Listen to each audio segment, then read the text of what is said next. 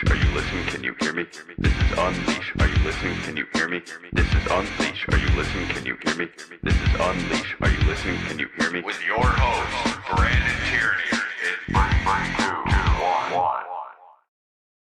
What's up, everybody? BT Unleashed. Here we go. What's going on? Hopefully everybody's having a good day. Today's the day, J-Rod. Today I get in the car and I head down to D.C. and I get ready to jump into. I'm getting ready to jump into something that I was thinking about this morning, right? I had to run out for a sec before the show.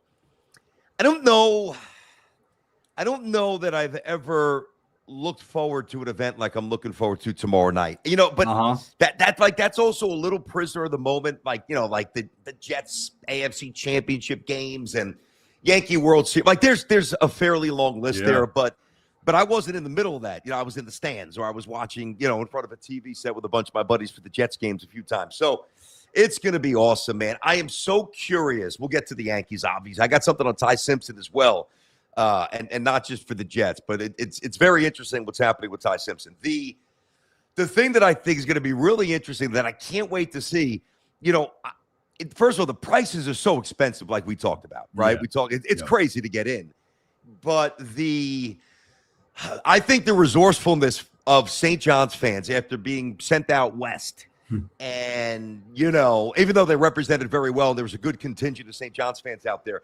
I'm so curious to see how they're able to infiltrate this situation because number one, just in terms of sheer proximity. Now, it's also not that far for UConn fans. So, and UConn fans are amazing. I mean, they up until St. John's got their act together, UConn would just take over the Guard. It was basically what they called it, Store South or Stores, whatever they got, something like that. So I know that the Husky fans will be there. Obviously, Duke fans are everywhere.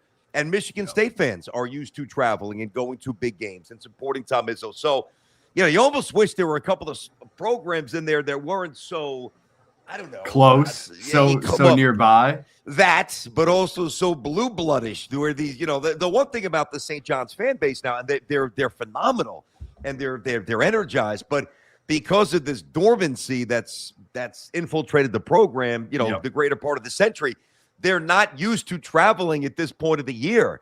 You know what I mean? And I really, really think, though, that the St. John's fans are going to be there. They're going to be so strong. They're going to be loud. Whoever's there, they're going to be loud. That's for sure. I think the numbers will be really good. So I can't wait. I'm going to probably hit the road today. Team went down yesterday.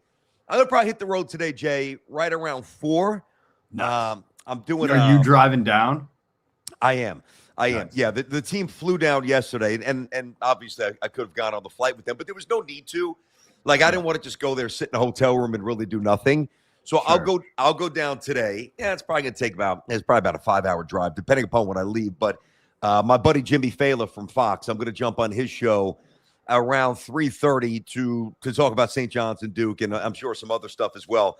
So I wanted to make sure. They asked me the other day. Yeah, I'll stick around, do that. So if I wasn't doing that, I'd probably leave a little bit earlier, but it's all good. I'm not going to complain about logistics. St. John's is in the Sweet 16 with a legitimate chance to get to the Elite Eight. I think St. John's is going to win.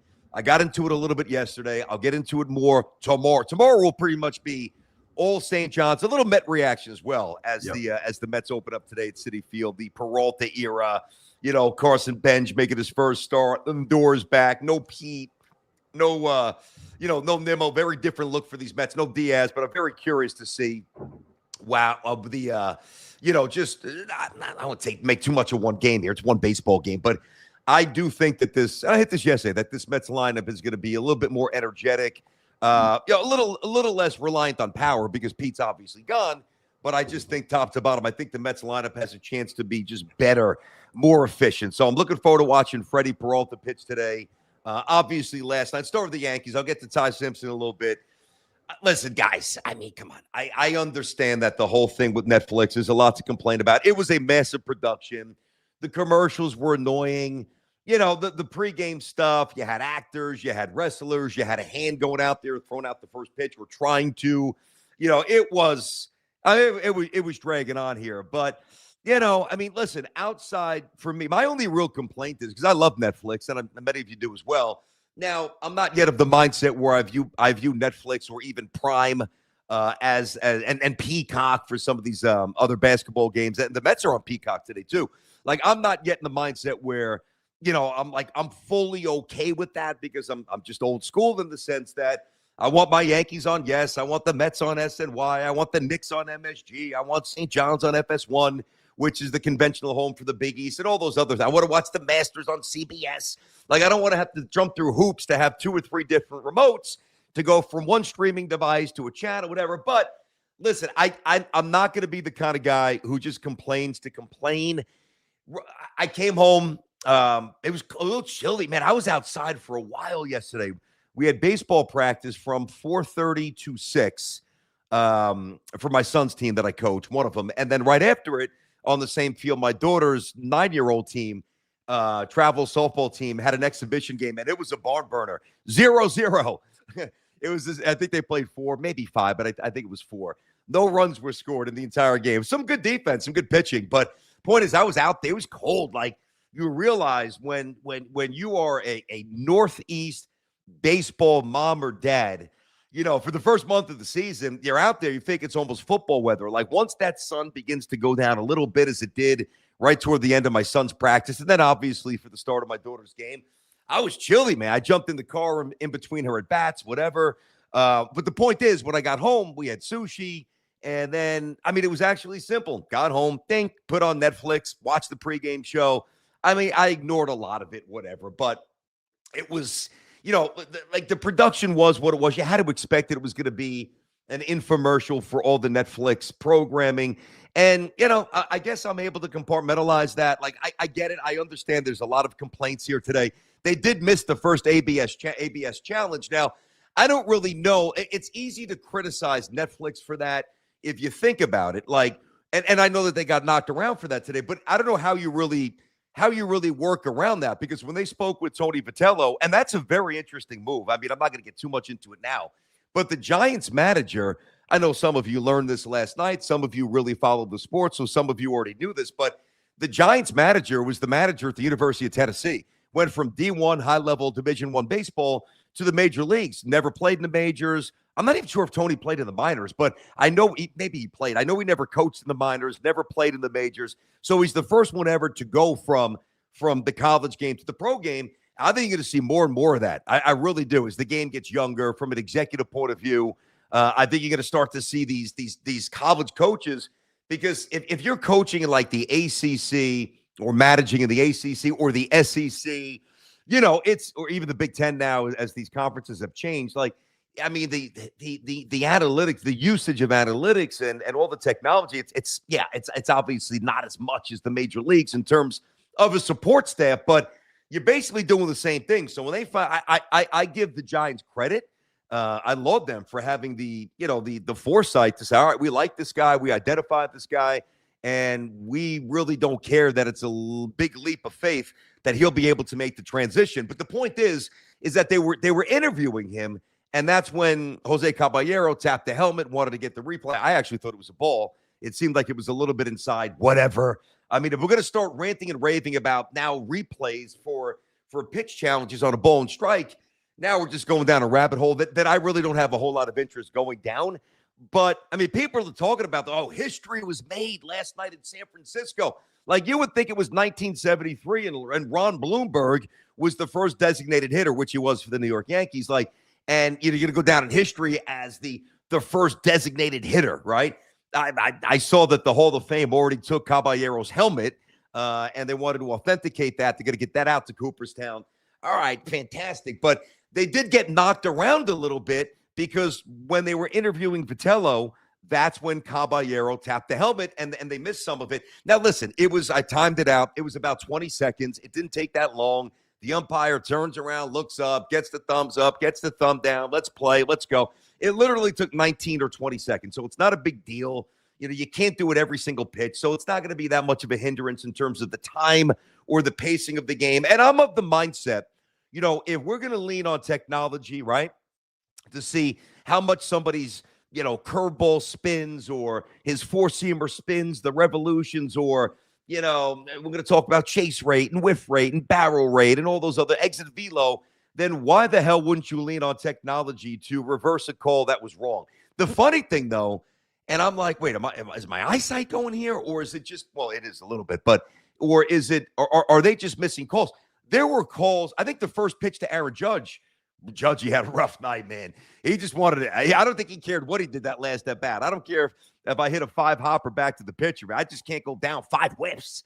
So, he was swinging early in the count. He didn't want to get deep in the count there. That's a tough start for 4 strikeouts for anybody. I don't care who you are. But I thought the first pitch to Aaron Judge was a little bit high. And I thought that there were other pitches that were, outside of that little box. I'm like, that looked like a ball, but they're not going to challenge it. So it's really, baseball's back. That's what I really care about. We'll watch the Mets today. I know Schoolball's pitching today. I'm going to check in on the game that I absolutely love and all the other nonsense and all the other stuff that is, to me, an ancillary piece of the game. I'm not going to allow it to strip away my enjoyment. Yankees look really good. And listen, this is one of the great things about having somebody like Max Fried and then eventually somebody like Garrett Cole and somebody like Cam Schlittler as he evolves as a young pitcher. See, I don't love the Yankee lineup. You know this. I don't need to always reset my positions. I mean, it's largely based on quickly. I just don't like Grisham as a leadoff hitter. But most of the other components I really do like. I do wish they had one more righty, which is why I would have liked them to be on Bichette. But, the Yankees going to hit. I mean, the Yankees had the number 1 offense in baseball last year, even if it was a little misleading because Aaron Judge does so much and they're reliant on the home run and all that stuff. But one of the reasons why I think if certain things come to fruition, and I didn't think this last year going into the season, and I really haven't thought this for the last couple of seasons, and go back and find the tapes, even when I was on the Fan, like I wasn't getting on the air opening day saying, yep, I think the Yankees are going to win the championship. Like for me, that expired a long time ago. There was a point where whether it was the pursuit of a free agent or going into a big series or, down a game in a playoff series, obviously in October, like because the Yankees won so much, 96, 98, 99, 2000, 2001, they should have beat the Diamondbacks, broken bat base hit, Mariano Rivera up the middle. It happens. 2003, they let a young Marlins pitching staff kind of punk them. Yankees probably should have won that, but they didn't. And then obviously got a little thin. They had some early exits. A-Rod was dumped to the bottom of the order in Detroit with Torrey. And then it just, went down a little bit, and they kind of languished and plateaued out. Then they rebuilt it in 2009, and of course they won when they spent $250 million that offseason getting Sabathia, who I thought was pretty good on the game last night. I think he's got a great personality. So I think that CeCe's got a chance to really grow into an outstanding commentator. But they got CeCe, they got Burnett, they got Mark Teixeira. They win, right? I just lay out the history because there was a point where if you were a Yankee fan, no matter what the situation was, you just had this innate confidence based on what you've watched or what you previously had watched forever. Like, oh, yeah, the Yankees are going to find a way. Like, there were points when there was a free agent, like, you didn't sweat at all. You're like, if the Yankees really want him, the Yankees will get him. Because they're the Yankees. They always win, and they'll cut the biggest check, and you've got the aura of the Yankees. So there was never any sweating out of, oh, my, are they going to get this guy? Like everybody was sweating out the Soto stuff and obviously some of the other stuff this year. Even with Bellinger, it wasn't a home run that the Yankees were going to get the offer to the point that Bellinger would have re-upped. So that's long dissipated, right? So I'm not the kind of Yankee fan. Listen, I do this for a living. I'm not 9 years old with Don Mattingly posters all over my bedroom. Those were in the man cave. No, but I'd like to think that I do objectively attack even the teams that I grew up rooting for and that I still root for. So I'm not the kind of guy who, no matter what, thinks the Yankees will win. So I don't think the Yankees will win the World Series this year unless, and now I get to Max Fried and the other components, right? Last night was a great example why you need an ace. Now, a lot of people say, well, the games become really a byproduct of the bullpen. Certainly you get to October, you've got to have high leverage, flame-throwing arms, multiple ones coming out, even 6th inning, really, not even just the 8th and the 9th, certainly 7th, but it's even kind of crept into the 6th inning because pitchers don't go that long anymore. So you've got to have a stable of viable arms out there, right? And that's true. And like, when I was going to say when we, but depending upon how old you are, like when I was younger, you just knew the ace, right? And there's obviously a few around baseball right now, the Skeenses, the Schoolballs, the Frieds, Peralta for the Mets, Garrett Crochet. There's obviously 7, 8, 9 legitimate top aces. But last night was an example why you've got to feel really good, not just because the Yankees won 7-zip and they hit, and they just look pretty sharp. But somebody like Max Fried, if you were a little less than Max Fried talent-wise, you don't make it past the third inning because he was on the ropes in the first inning. Gave up a hit. Granted, a little bloop there that Grisham didn't get a good jump on, and that sun was tough. I mean, a 5 o'clock start out west, you got the shadows halfway across the diamond. I'm like, it's not hard enough to hit a fastball, although Webb doesn't throw that hard, relative to his peers. But, like, when you're in the shadows and a guy's throwing 98, 99 miles an hour, and then he busts off, a changeup or something soft, and there's a 13 or 15 mile per hour variance, and you're trying to decipher spin and pick up what kind of pitch it is. And, oh, yeah, by the way, the ball's light, then it's dark, then it's light again. Good luck hitting that. I mean, even Jazz, like he said when he was getting interviewed, and that I enjoyed that part. Like when he was at second base, mic'd up. I do love his energy, and I do love his most of the time his approach to the game. But he said I couldn't even see when he got hit in the ribs. Like I couldn't even really see the ball. So, it's tough enough to do that. Anyway, the point is that last night could have been, instead of a 17 or an 18 pitch first inning for Max Fried, it very well could have been 32, 33, 35, give up 2 runs. Not that 2 runs is a deficit that you can't overcome, but residually what that does for the rest of the game. And then as a byproduct of that, what it does for the rest of the series, well, now you unnecessarily tax your bullpen early. And then you get deeper into the series and, maybe one arm that you would want for the third game, or if you're playing a 4-game series, he's not available because he was thrust into action unnecessarily because the starter couldn't, wiggle out of a jam early. And to me, that's the best part about the Yankees. Obviously, you think about the Yankees, you think about Aaron Judge. That goes without saying. And Aaron Judge, okay, what happened last night? Aaron Judge is going to bang 50 home runs, win the MVP, drive in 120, have an OPS minimally over 1,000, have a WAR. I don't know. Last year it was 10. I think 3 of the last 4 years or so it's been 10. Even if his WAR takes this massive drop to 8.5 or 9, he's going to be the league leader in WAR. You would think that he would be. So obviously Judge is the man. But the Yankees' real chance to win a World Series this year is going to be the starting pitching. And I identified this a while ago where, following Garrett Cole's comeback and obviously the emergence of Cam Schlittler. And now you get to a point in the season here, and we're obviously not there yet. We just started, but all right, you give the ball to Max Fried, then you give the ball to Cole, then you give the ball to Schlittler eventually when Cole comes back. Then, oh, yeah, by the way, maybe Boone flips it. Maybe Rodon becomes 3 and Schlittler becomes 4, maybe.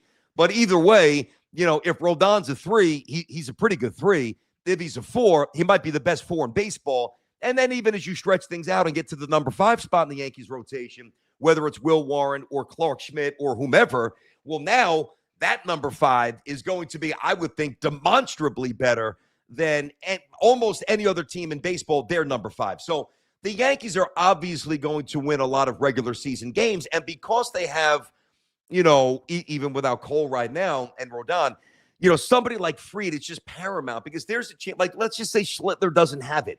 Let's say that Ryan Weathers, I know he throws hard and he's electric. He's got electric stuff. He's a lefty, 98, 99. All right. Very interesting upside, injury prone. Yankees are very good with these reclamation projects, if you could call them that, for the pitching department. They really don't do it with hitters. They're great with it at pitching. And when you have competent arms on the back end and elite arms on the front end, well, number one, you obviously win a lot of games, but also those guys on the front end, when they don't have their best stuff, they find a way to plow through it, and then they find their good stuff. And, I don't think that Max Fried had his best stuff last night to start. As a matter of fact, the postgame show, I don't even know what the postgame show was about. Like last night's, even though I'm not really bagging on Netflix's coverage. It was what it was. But what in the world were they doing postgame? I mean, they're giving out jackets. You got Jameis Winston slinging hot dogs. Get your hot dogs here. You want onions? You want sauerkraut? What do you want on your hot dog? Max Fried, I had to laugh. I think it was called like maybe the champion dog, whatever the hell it was. And the Jihadi, who did a good job with that tough spot. I don't think anybody's going to look great doing that because it was corny, but she was good and she's talented. And I think she or maybe Jameis said, hey, what kind of hot dog you want? And you see Max Fried he's like, you got the champion, you got this. He's like, I'll take the champion hot dog. So Jihadi's like, hey, you going to eat it? Or no, he opened it. And she was like, well, what are you doing? He's like, I don't even know what's in it. Very nicely, but can I take a look at what's on the hot dog? I mean, it was just a weird setup, really. I think it was called the Netflix MVP jacket. I mean, like the leather sleeves, like the old 1960s or 70s varsity jacket. You handed out varsity jackets, you're slinging hot dogs. I mean, that was corny.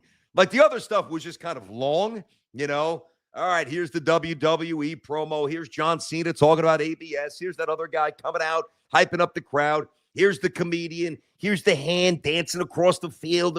First pitch with a hand from the Addams family. Like there was a lot of wacky shit going on. But it was fine. But the last thing that I watched at the end, that's where I'm like, all right, we're jumping the shark here, guys. I mean, it was just a little weird. But, Fried to me, if that's a lesser pitcher, right? Say if that, and I think Will Warren's fine, but I'm going to use Will Warren, right? So say if the Yankees don't have a Max Fried. Say if he never signed with them and Garrett Cole's out. Well, now you've got a completely different complexion. If that's the case, there's a chance somebody like, well, it may have been Cam Schlittler, who I love, but it may have been somebody like Luis Heel, who's not even starting the year on the team. He might have been the opening day starter, right? And if somebody like Luis Heel, he's a better example than Will Warren. Because when Luis Heel doesn't have it right away, you know it, and he almost never fights out of it, and it's an uphill battle, can't find the strike zone, can't command the secondary stuff, can't really locate his fastball, can't work ahead. And when that's the case, here comes the pitch count, tick, tick, tick, tick, tick. It continues to grow.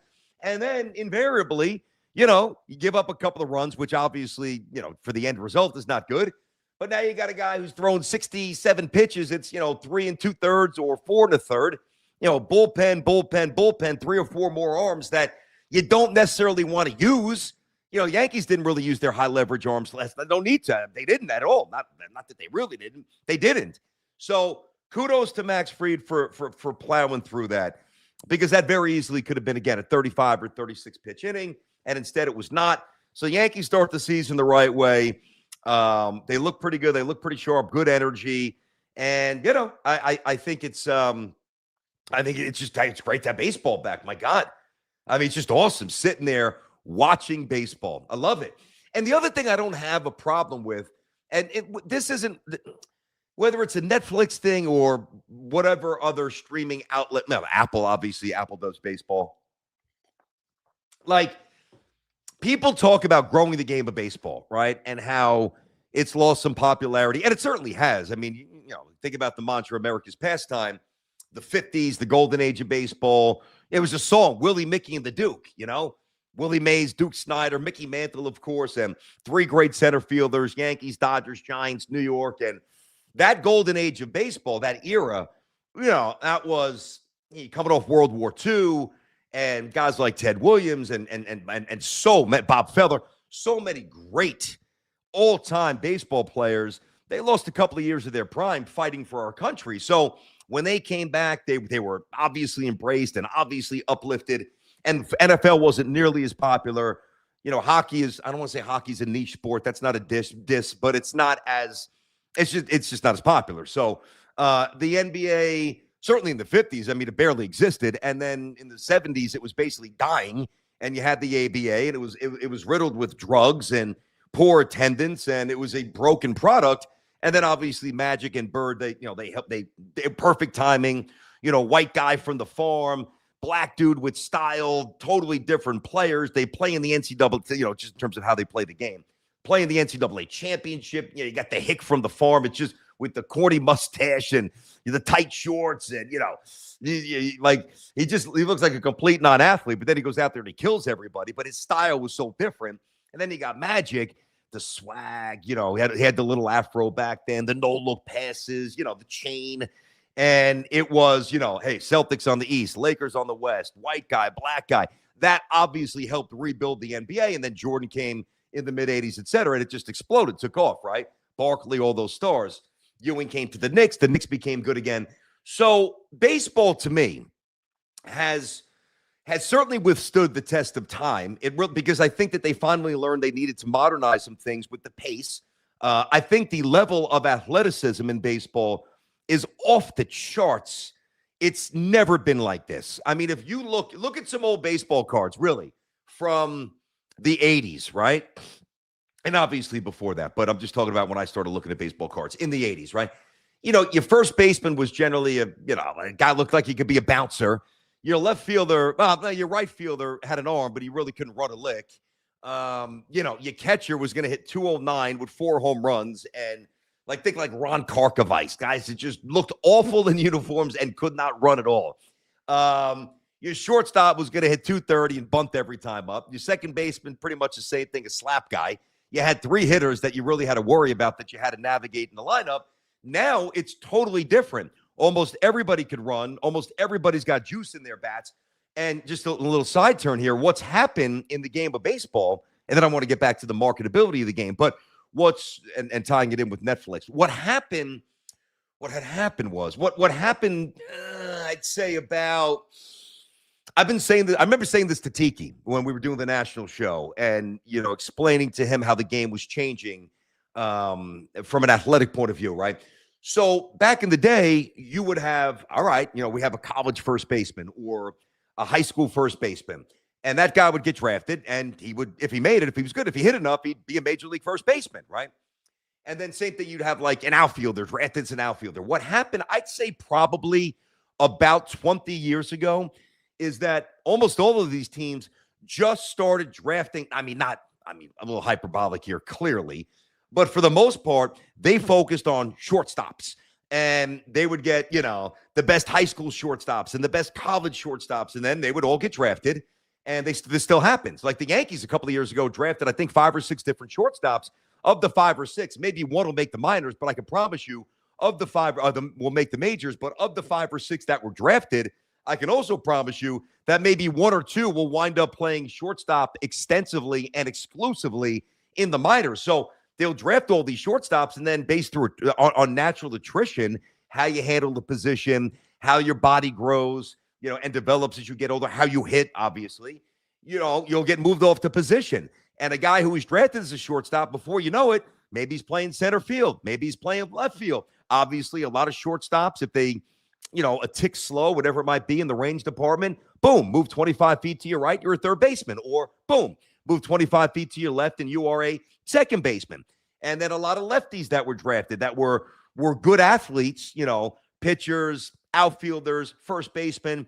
Those guys generally gravitate to the position of first base. So even first base has become much more athletic. So the game is incredibly healthy from an athletic and an explosive perspective. That's undeniable. Just trust me on that.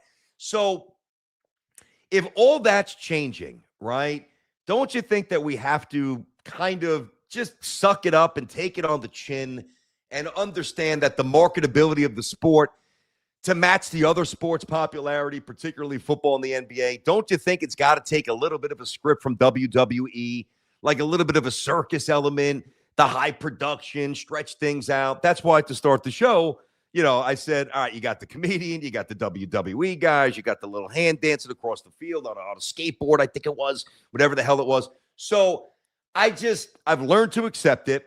I think most of the kids find it cool. Like, at one point, my son did say last night, all right, let's start the game.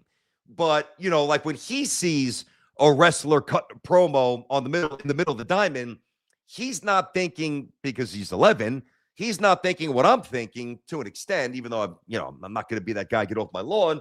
You got to evolve, you got to grow. He's not thinking like, what the hell is this weird, man? What's going on? Because that's kind of all he knows. Like that's all he's been exposed to. And I think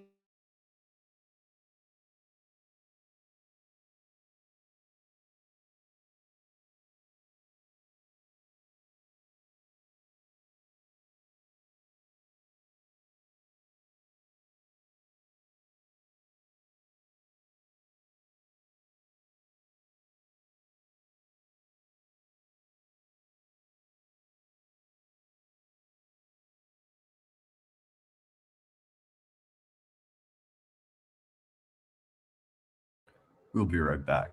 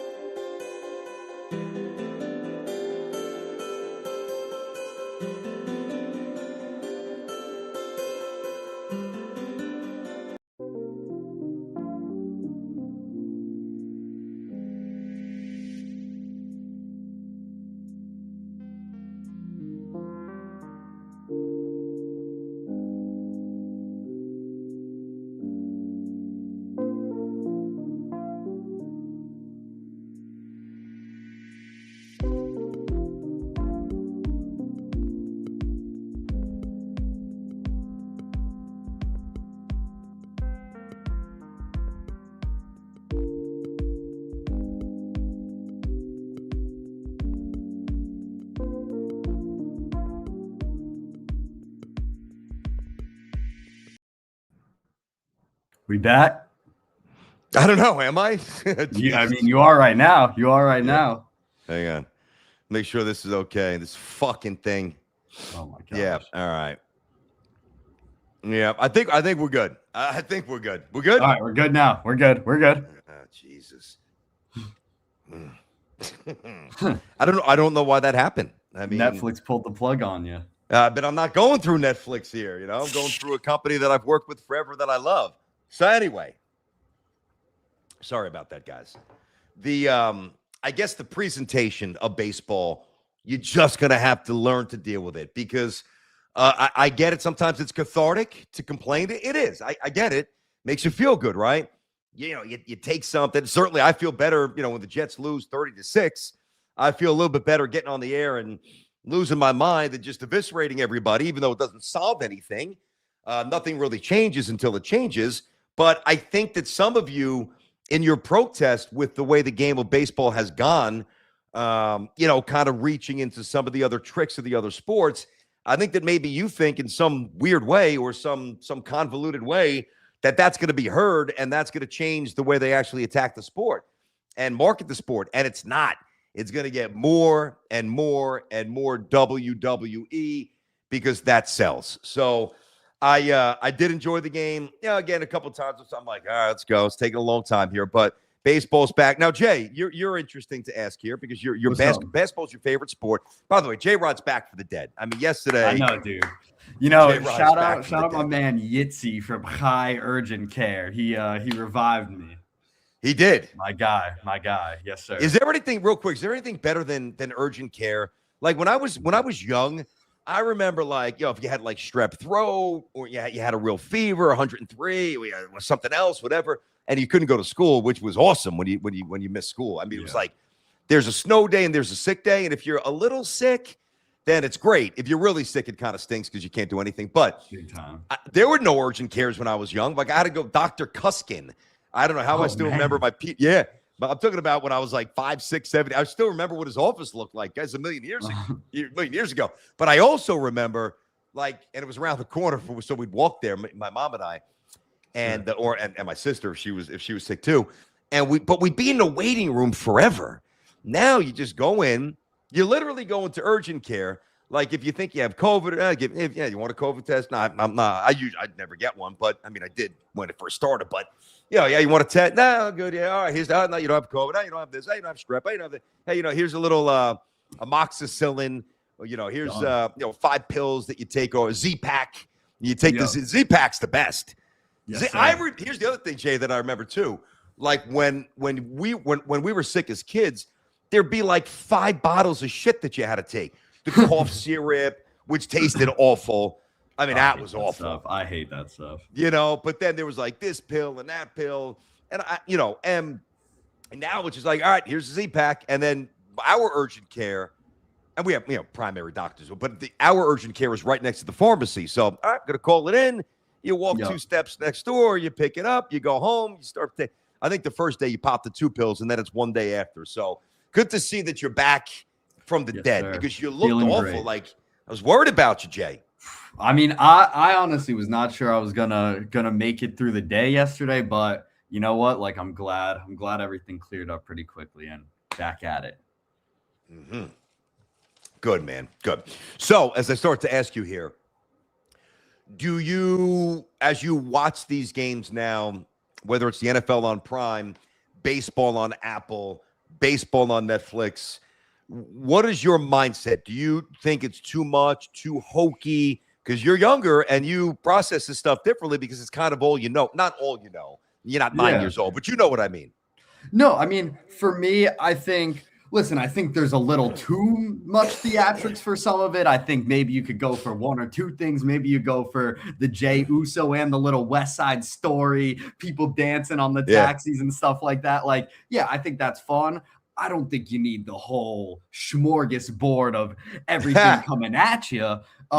But yeah, I mean, I think for the younger audiences, like you're saying, like your son, it gets them into it with some of the synergy from, the other products and stuff like that. Do I personally need it as, someone who, I'm still a younger audience, but does it really get me amped up to see Jey Uso in some Yeet sunglasses? No, not entirely, but I think it's fun. I think it's good. Like I said, good synergy, good to bring in multiple brands, multiple fans from other entities. But on the whole, it doesn't really impact my want or desire to watch a game. So, but all right, so it doesn't impact your want or your desire, but does it take away from your viewing pleasure? Two very different things. No, right? I think it kind of just makes me go, today. Oh, like once you hit like because what was it? The game was supposed to tip off at 9:05. It started at like 9:30. 8:05. It was 20 minutes of the nonsense. Like it was getting a little. Yeah, that's what I mean. On, once we got to I'm trying to think. I think once we got to what did the Giants come off like a bus? I mean, obviously both teams got to do their thing. The trolleys. Yeah. Once you got done with that, I think you could have just ripped the game after that. So. All right. Got a little impatient, but no, on the whole, it is what it is. I wouldn't mind seeing like the Yankees, and a lot of Yankee fans would resist this because they're so rooted in tradition, and as am I. But the beard policy. Now, the fact that it was for Devin Williams, and Devin Williams pretty much sucked last year, and now he's gone. All right, that's who you bent the rules for, or even the patch with Star Insurance. Who I have a lot of good friends there. Star Insurance, great people.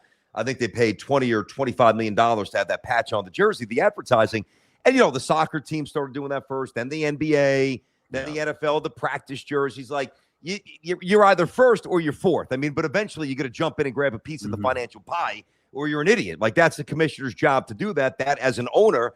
That is your job to help increase the revenue stream. So if I've got a great insurance company like Star and they're willing to pay me $25 million, $20 or $25 million per year, I think it was per year, to have that visible for every single Yankee game, no matter what station or streaming they're on. To me, that's a win-win. $25 million in my pocket. And if I'm Star, I'm sitting there saying, okay. And by the way, $25 million, would pay for probably – a good, I'd say, depending upon which players we're talking about, obviously back of the roster, and that's 8, 9, 10 players right there. Yeah, that's because Rice isn't making money yet. Wells isn't making money. Caballero's not making a lot of money. Volpe's not making a lot of money. Some of these, Luis Heal's not making a lot of money. Will Warren, Clark Schmidt, these guys aren't making any loot. The real guys making the loot: Judge, Stanton, Garrett Cole, Max Fried, Grisham at the 22 this year, and Bellinger. That's pretty much it. So. Yeah, I do think that Yankee fans would kind of roll their eyes if we were to see this for the Yankee home opener. But if you're going to do something to symbolize the city, right, like they obviously did last night, the trolley and how the Giants came out of that, well, then, I mean, listen, you're kind of biting off the idea. You want to be original, so they wouldn't do it. But, if you told me that there was, the fake train with graffiti on it, that just looked like New York, right? And you had Yankees stepping off the train to that'd be sick. Pounding throughout the stadium. I'm like, that's pretty cool. I like that idea. Even if you get if you had a dude like Nas come out with the Yankees rapping New York State of Mind or doing something from Illmatic, you got him coming out who's a famous San Francisco artist? I'm trying to E40, something like that. I mean, look he's at you old pulling school, something. I mean, popular. yeah. Journey, right? And Journey from out there. I thought they were. Yeah. I guess it'd be a little if they came out and did don't wait, that'd be sick. Don't stop believing as you're coming off the trolley. That'd be tight. Yeah. I hear you. No, San Fran, that stadium is absolutely. Oh, my bad. Hold on. I was trying to pop something up here. James 555K. The inside of the stadium there is the nicest part of San Francisco these days. I have not been to San Francisco in a while. I know it's a massive complaint. I know you can get that off there, Jay. Thank you, brother. I know that homelessness has always been an issue in San Francisco, sadly. I mean, listen, when you look at just like the topography of that part of the country, I mean, it's absolutely gorgeous. Like I told you, we lived there for about 2 years, and the way the stadium's set up. Have you ever been there? I don't know if I asked you. Have you been to that stadium? No, it's the furthest out west I've been is Texas. So, oh my God, yeah, you're barely west of the Mississippi. You got to get out there, my man. Big time. Yeah, dude. All right, you're young, but you got to do it. So, imagine I'm going to try to explain it to you here. So, you got the stadium, and then you've got it's within like one of their I don't know, cool areas called Soma. South of Market, south of Markets. That's the acronym. SOMA, south of Market Avenue, I guess. So like our Soho or something like that, right? Got it. And we lived there. We had a really nice apartment. God, we were probably 0.4 of a mile from Oracle Park, right there. That's so nice. Oh my God, it was phenomenal. My wife was selling for the TV station there, like their regional cable network. I know I mentioned that before. So we would get, or she would get, and then by extension, I would get, we'd sit right behind the Giants dugout because, we got to know the Giants owner a little bit, and it was just awesome. So we would walk there like on a Sunday and get like the garlic fries, maybe get a margarita, and it really is an absolutely beautiful vibe. And right, I know you saw the panoramic shot. You see a lot of water. I know you know about McCovey's Cove in right field, everybody with the canoes, right? But like right behind the stadium is what they call the Embarcadero. And it's basically, imagine like the West Side Highway. People bike the West Side Highway. Okay. Well, this is like the West Coast or San Francisco's version of the West Side Highway, only this is a lot nicer, right? And I know they built up the West Side Highway, but this is gorgeous. So it's right on the water, a lot of different restaurants, and you can literally walk and I've done it. And it's a long walk, man. Sure. But you can walk from Oracle all the way down to Fisherman's Wharf. I mean, if I was to Google it, I'd have to say it's probably 5 miles. I think it's about a 5-mile walk, something like that. You could bike, you could walk, you could skate, you could dance, whatever you want to do. And then really what I think really makes it pop, and I do think, listen, Yankee Stadium, I love it. The Bronx, all that stuff. Citi Field's nice, great. Dodger Stadium, okay. But everything around it, like you've got the Bay Bridge, and you've got the Golden Gate Bridge, and you've got Alcatraz. It's palm trees, even though it's not San Diego, it gets a little chilly. It's just gorgeous, man. But I mean, I know it's taken it's in sharp decline. Really, the entire state of California is in a lot of trouble there. So, but even when I lived there, I'm trying to think about the economy in 2010, 2011. The homelessness was still an issue in San Francisco. Because I remember I would walk from our apartment to my old radio station. And I would pass, like I'd have to go like under an overpass, not on a highway, but just whatever. And I would see, a lot of tents set up and a lot of homeless people. Yeah. It's unfortunate. It's horrible. But yeah, I mean, I haven't been there in a while. So the other thing that I have learned, to be fair, is that, and it's not a political commentary, but a lot of things that are said about certain areas, they're a little bit overstated. Now, again, I'm not talking about politics. I'm not talking about how the city's run politically. And I'm not even talking about the economics. Like California as a state is busted. Like financially, it truly is busted, right? And in a lot of ways, so is New York. But I remember hearing, when I found out we were going to San Diego for St. John's, San Diego, it's gorgeous, but man, homelessness everywhere. It's a mess. I was walked to the Brazilian steakhouse. I walked around down to the marina. I didn't really see. I did see on the highway as we were taking the team bus to the arena, either for shoot around, for practice, or the game. And the game that had the police escort, which is always cool. The California highway. Look, remember the old show Chips? You can't remember. Yeah, I mean, I remember like either seeing like spoofs on it or seeing maybe an intro or certain shot. Oh no, I took a TV class where we watched an episode of it. Are you serious? 100%. Yeah, we did like a whole run through like just history of TV, and we watched Chips. That actually sounds like a really cool course. It was cool. It was awesome. It was it was with this guy Bob Thompson. He's like he does like journalism like on TV and stuff like that. So he's a cool dude. So those guys who would give you the escort, they were wearing the Chips gear, like the big black gloves and the tan outfit and the sunglasses and stuff. You look like you want to mess around with these dudes. I used to love that show. Eric Estrada was on it. The other guy, you had Ponch and John, and then you had the police captain. And I just love the music. Bam, wham, bam, wham, bam, wham. It's cool. Like and then Chips. God, those 70s and early 80s. I guess that had to be the 80s because I wasn't watching it in the 70s. Yeah, 80s. Great show. It was the 80s, right? So either way, I mean, I'm just reacting to that comment. I don't know. I mean, I know what I hear. I have not been to San Francisco in a while, but the ballpark's phenomenal. It really is. It's just gorgeous. Restaurants and boating and anything that you want. We actually rode our bike over this. I wouldn't do this if you paid me again, dude. So I really wouldn't. And and I'm talking about if you paid me a lot of money, I'm not sure I would do this. We biked. We did it. One of the worst ideas I ever had. Oh, let's go. We had just gotten married way before kids, all that stuff. Probably married 6 months. Hey, let's go to, there was some sort of boating, sailboat competition, like in the marina that we went to, which was really cool. Like, like craft beers and food and it was just awesome. Just a good day walking around.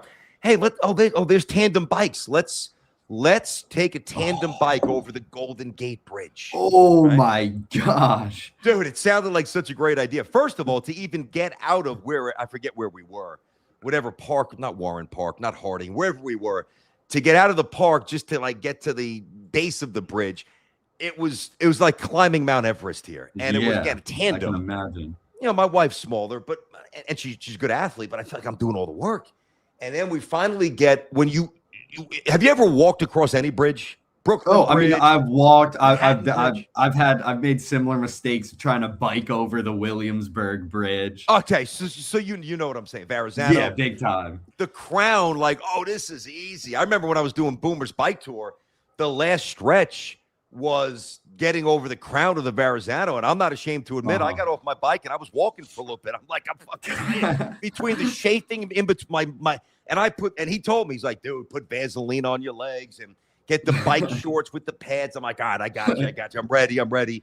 I mean, it's chafing everywhere. I'm sweating. I'm tired. I think it was 40. I get the medal over there. I think it was 45 or 50 miles, man. And I hadn't biked forever. And I remember the night before, true story, the night before I got, it's too long of a story to tell, but somebody who used to listen to the fan that became a friend runs a bike shop. And I remember talking about it on the air. I might do this for Boomer. I might do this with Boomer, for his Cystic Fibrosis Foundation, which was great. But I'm like, I don't have a bike. I haven't ridden a bike. Well, anyway, this guy's like, hey, I got you. So I actually meet him. I buy him dinner, buy him a beer, and he drops this sick bike off. It had to be a $1,500 bike, like legitimate bike, man, right? Yeah.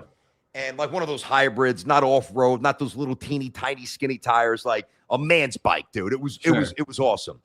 And I remember, I mean, I didn't really train that much. I took it like for a ride twice just to get used to it in the neighborhood, maybe a mile. And then the night before, I'm in my backyard at the fire pit with a couple of guys from town that I'm buddies with. And I had the bike tour the next day. And I think we had a baseball game that night, and I coached their kids, and we're good buddies, and we were sitting in the backyard. And I'm like, have a beer, whatever. And before you know it, it's like 11 o'clock. It's having a good vibe. I don't really want to go in. It's 12 o'clock. It's 12:30. I'm like, they're like, you could actually do this bike tour? And I'm like, yeah, we could do it. So anyway, the crown of a bridge is absolutely brutal. So I admittedly couldn't finish it, although I finished the race. I walked the rest of the way for Boomer's thing.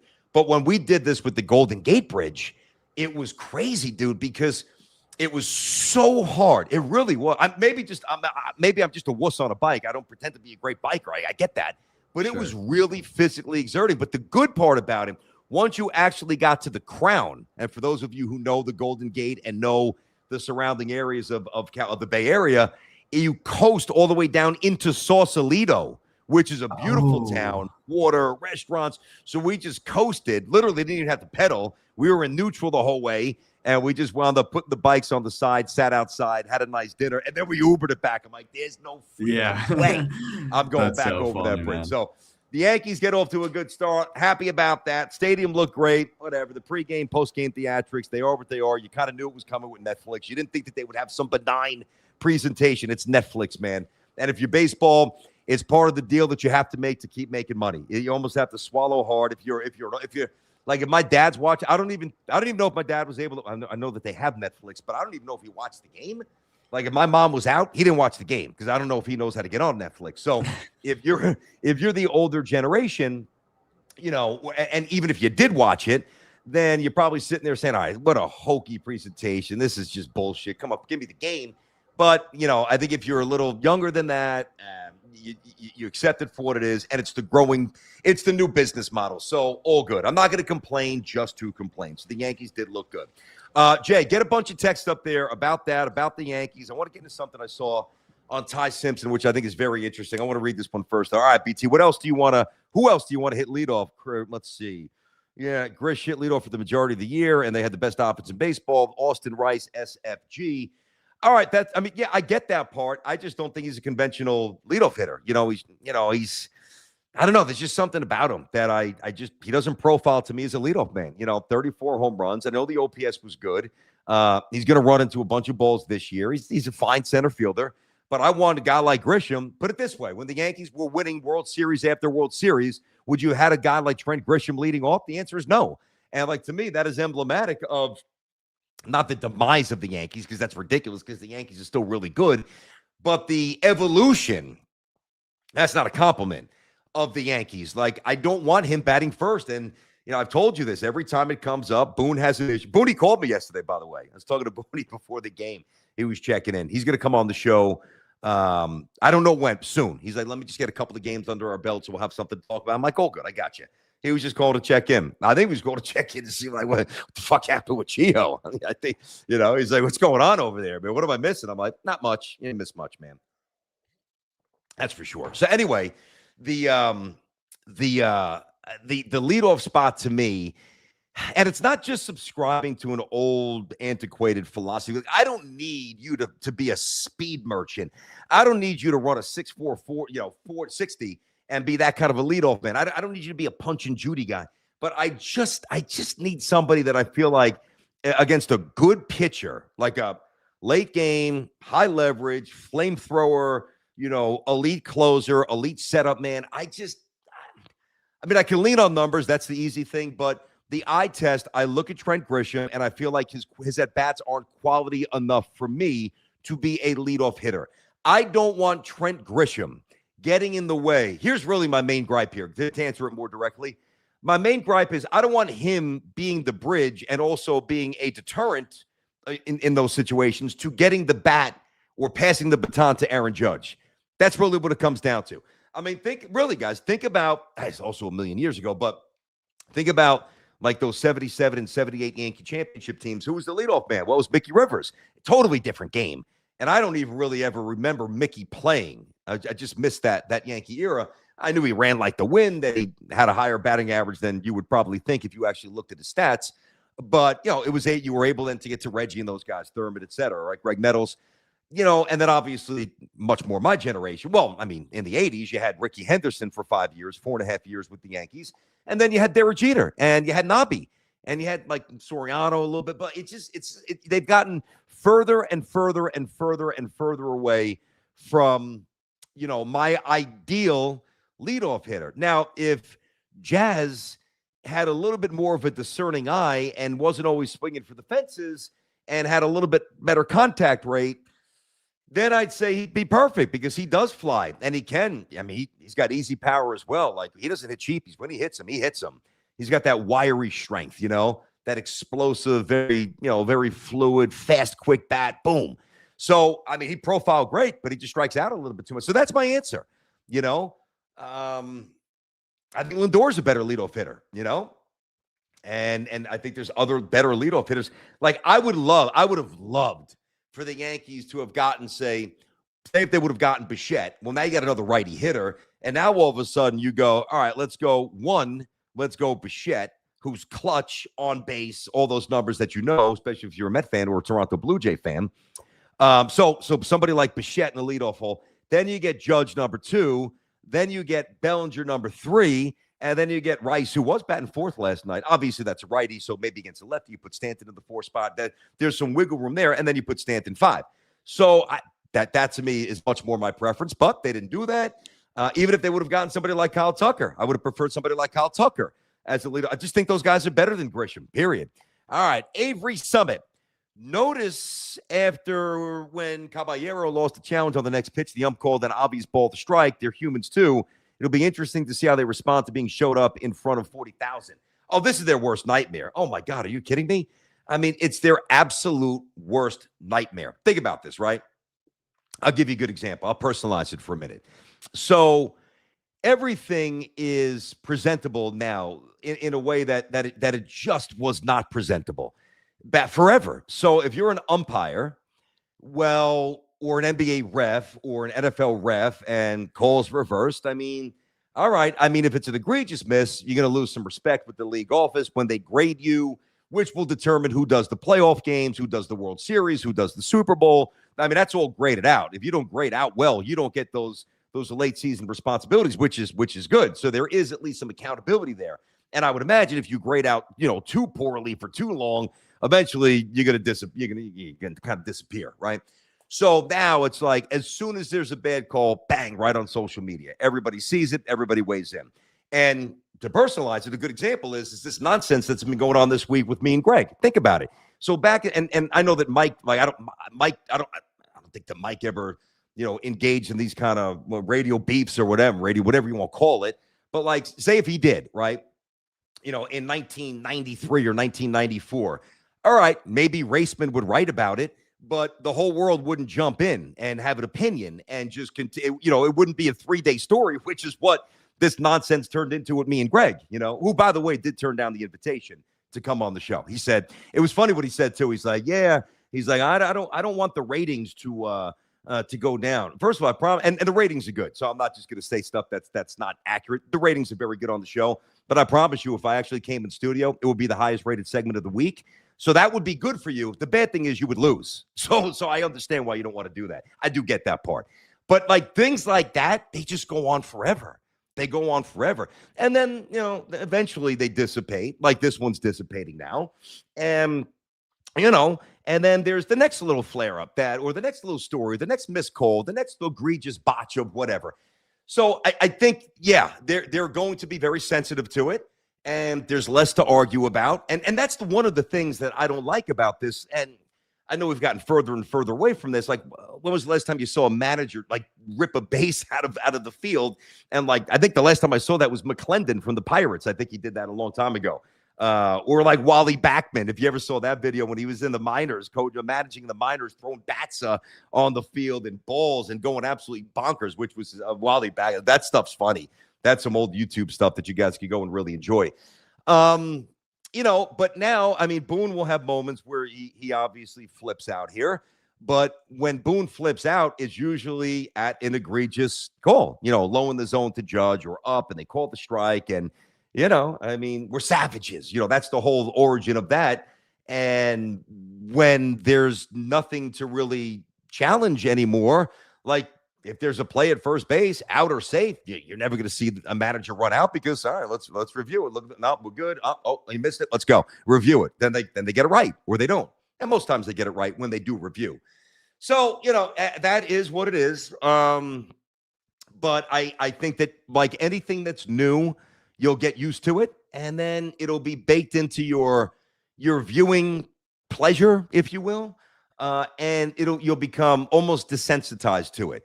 Like think about this. Like when the pitch clock was first introduced, there was a lot of resistance and there was a lot of, feedback and the disengagements from the rubber, twice. If you do it twice, then you have to throw over, whatever. all right, I get it. So, and I understood, like, I could see why people would have an issue with it. And I remember talking about that a lot too. But like in 10 years, or even really now, it's not even that much of an issue. So each year, the energy and the attention that it's given, it just dissipates, and it's less and less and less of a story. So as things change, even if there's initial resistance, it just seems like, God, why is baseball doing this? Or, God, that's a weird thing for the NFL. As new fans watch it, that's all they know. As they age and they grow with the sport, and the older ones, the older fans just sit there and say, all right, man, it is what it is. Let's go. I mean, even after the initial resistance. So, all right, let me get you a little something on Ty Simpson here.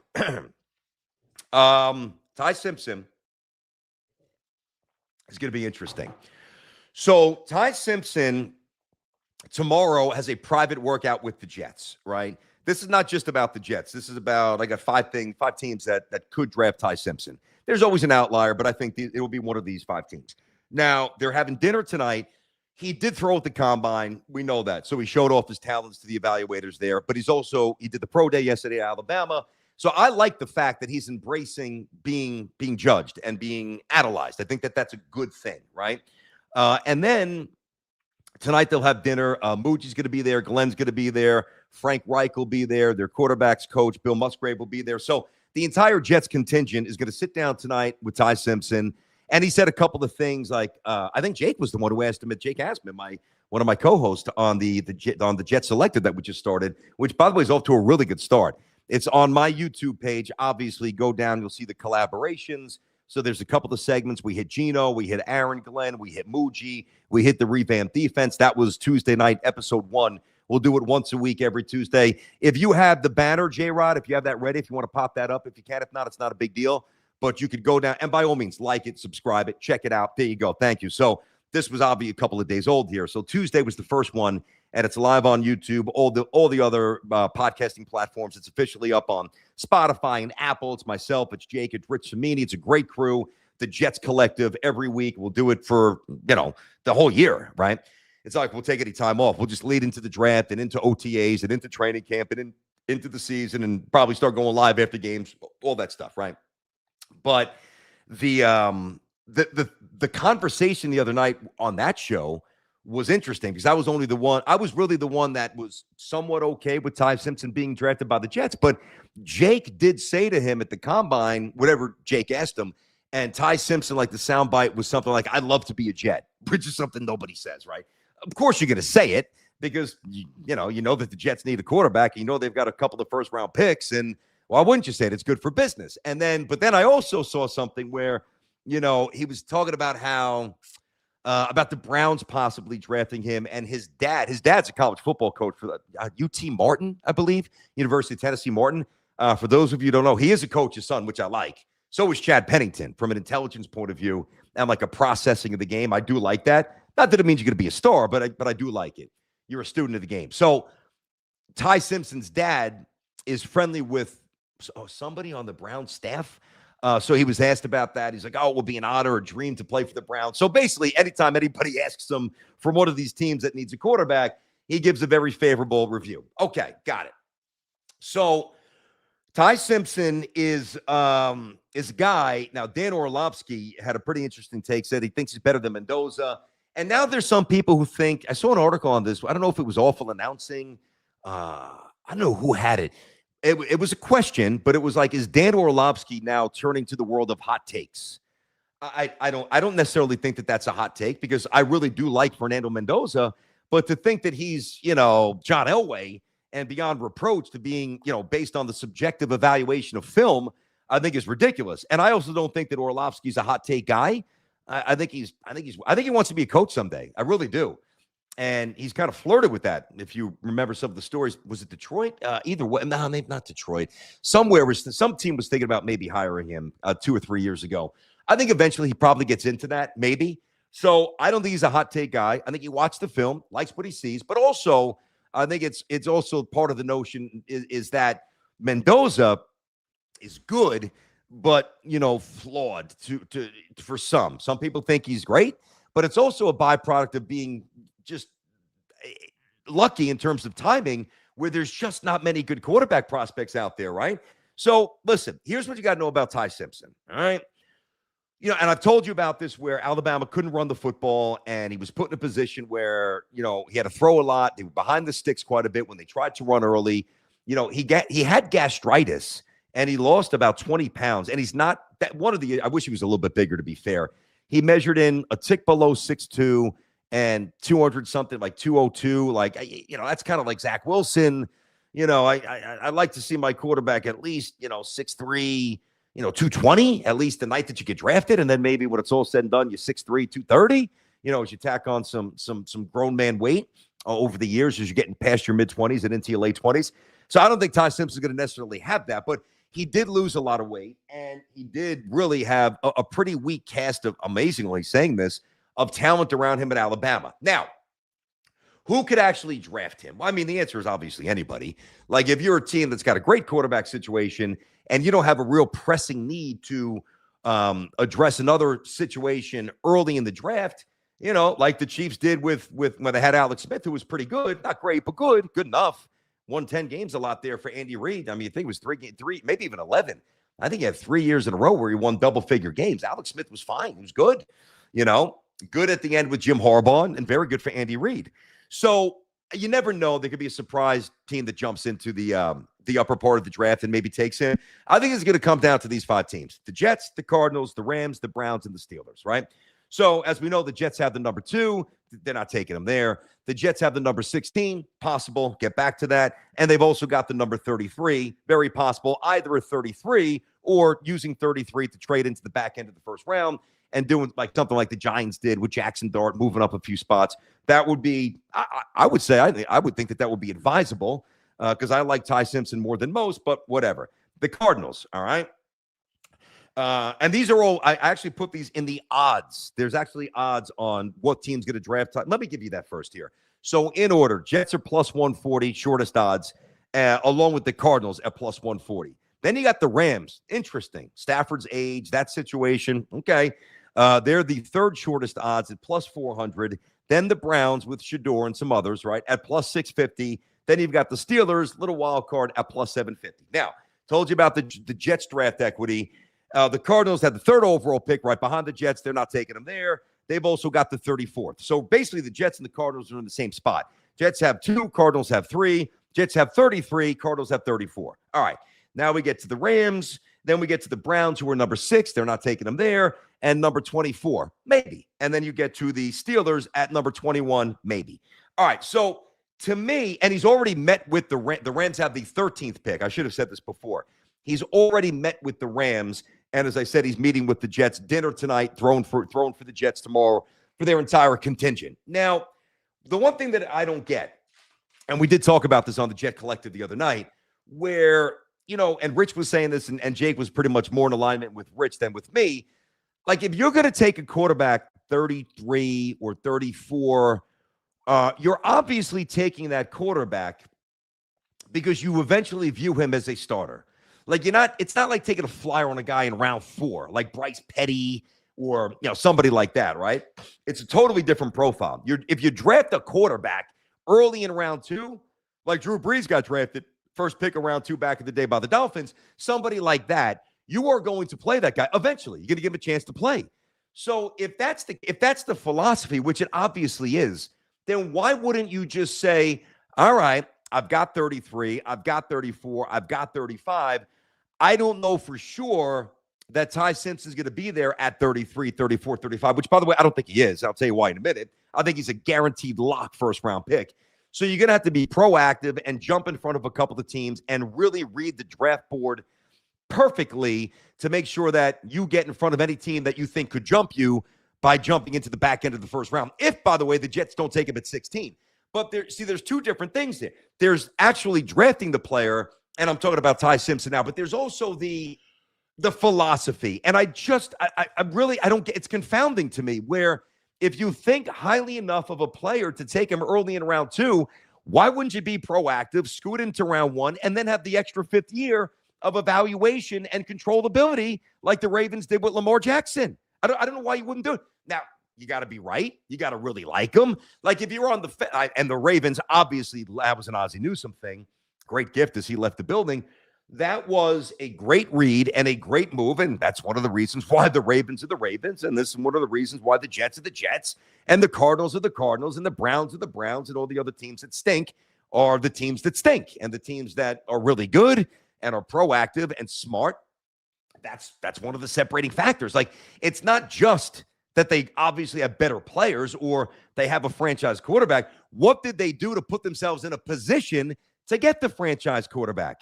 Like that, I almost feel like the evaluation of some of these bad teams kind of misses the mark. You know what I mean? Like, this team's not good. No shit, they're not good because your general manager didn't see what another general manager saw that gave that other general manager the confidence to leapfrog 5 teams out of fear of them taking a player that he really coveted, him doing it, being aggressive and proactive, and then doing it, and then being, confirmed right and validated by doing that move. So to me, it's like crossing wires, man. Like, I don't get, and I remember pushing back a little, I think it was more with Rich, where if you are more than okay with taking Ty Simpson early in round 2, if anybody can explain this to me, by all means, try to. I'm open-minded. I don't get it. Like, that's been a tried and true philosophy of mine for a long time. Then just scoot up 7 spots and get him in the freaking building. Now, I will say this, all right? The Jets situation and the Browns, but at least Shador played. I mean, I don't think he's that good, but at least he already got on the field, right? One of the differences with the Jets taking Ty, I think Jake was saying this, and I do agree with this. Like, if you take Ty Simpson in round 2, if he falls to round 2, which again, I don't think he will. As a matter of fact, he won't, and I'll tell you why in a minute. But just perceptually, like the energy around a quarterback drafted 34th or 37th in round 2, going to a downtrodden, morbid situation is different than moving up into the first round to get that same player. And then eventually your fans are going to be like, I want to see this player. Not that they wouldn't want to see Ty Simpson play if he was drafted in round 2, but there's going to be more energy around, like just more calling for it, more talk on the radio, more talk on the pods, more digital traction. Like, all right, let's go. Hey, Geno threw 2 picks last night. Jets are 1-4. It's time for Ty Simpson. I think maybe I shouldn't even say this with the Jet fan. You never know. I think that prudence would probably win out a little bit more if it was a second-round pick, because then it's like, all right, they didn't burn a first-round pick on this guy. At number 2, they took defense. At number 16, they took a receiver, or they went defense, and whatever they did. All right, those guys are playing opening day, week 1. All right, we can wait. Ty Simpson round 2. But if Ty Simpson goes 1, there's going to be internal pressure, from the fans putting that pressure on the Jets, and also internal pressure to develop him and show people that they did the right thing, that their swing was the right one. And that can that lack of I think what that would probably lead to rushing things, because the clarity would be skewed. And when you're not thinking clearly and you're listening to the noise, generally you're a little hasty, and not all the time, usually decisions that are wrong are made out of either obviously, just not knowing what the hell you're doing, or being a little bit overly hasty. All right, let's get him in there. We know he's not really ready, but God, these fans just won't shut up. All right, let's throw him a piece of meat. All right, Ty Simpson starting week 7, even if he's not ready. And then that just makes a bad situation worse. And then around and around we go. Now, here's why Ty Simpson is going to absolutely get drafted in the first round, because there's nobody else. And, if you have an average quarterback, you don't have a quarterback, because nobody's winning a championship with an average quarterback, right? So the pursuit to land your franchise quarterback is the most pressurized aspect of any decision of any general manager and owner, if he's the kind of guy who gets his hands in the football stuff, like Mara a little bit for the Giants. Woody's just sloppy. I'm not even count Woody. The Ravens owners, Bisciotti's a little bit involved, whatever. And obviously if you have a coach that you really believe in and he's got a little juice in the war room, it's going to lead to an acceleration of probably what you might not be ready to do, because if you don't have one, well, you're not going to win. And if you don't win, job security is obviously going to diminish very fast. It's going to go away. So if there were 2 or 3 other quarterbacks, and going into the season there were, kid from LSU, obviously Dante Moore. Hey, if Dante Moore comes out, you got Mendoza, you got Moore, you got Ty Simpson, kid from Nessmeyer from LSU. Like, there were thought to be, 3, 4, maybe 5 first-round quarterbacks. Now, Mendoza's obviously going 1, and if Ty Simpson does not go in the first round, nobody else is going in the first round. So I just think, based on the circumstances, Ty Simpson already won, because even if you don't think he's a first-round pick, he's going to wind up getting taken in the first round. He just is. And, as I've said, and I laid out the teams that I think would obviously make a move for him, the Jets, the Cardinals, maybe the Rams. That's not desperation. That's just foresight. That's the way that's called clarity. That's the exact opposite of desperation. We're good. We've already won a Super Bowl here. The head coach, general manager, fan base content. We know that they want more. We know that they want to keep winning, obviously, keep winning and winning and winning and winning. But that we've already delivered. So, and we already have a Hall of Fame quarterback who's not young, but still awesome. So we can pretty much do whatever we want because we've got that latitude and we've got that equity, I think is a better way to put it, within the fan base. All right. Whereas, these other teams, now the Cardinals, and this is not to diminish at all, like the Cardinals fan base, but the Cardinals fan base is not like the Jets and the Browns fan base.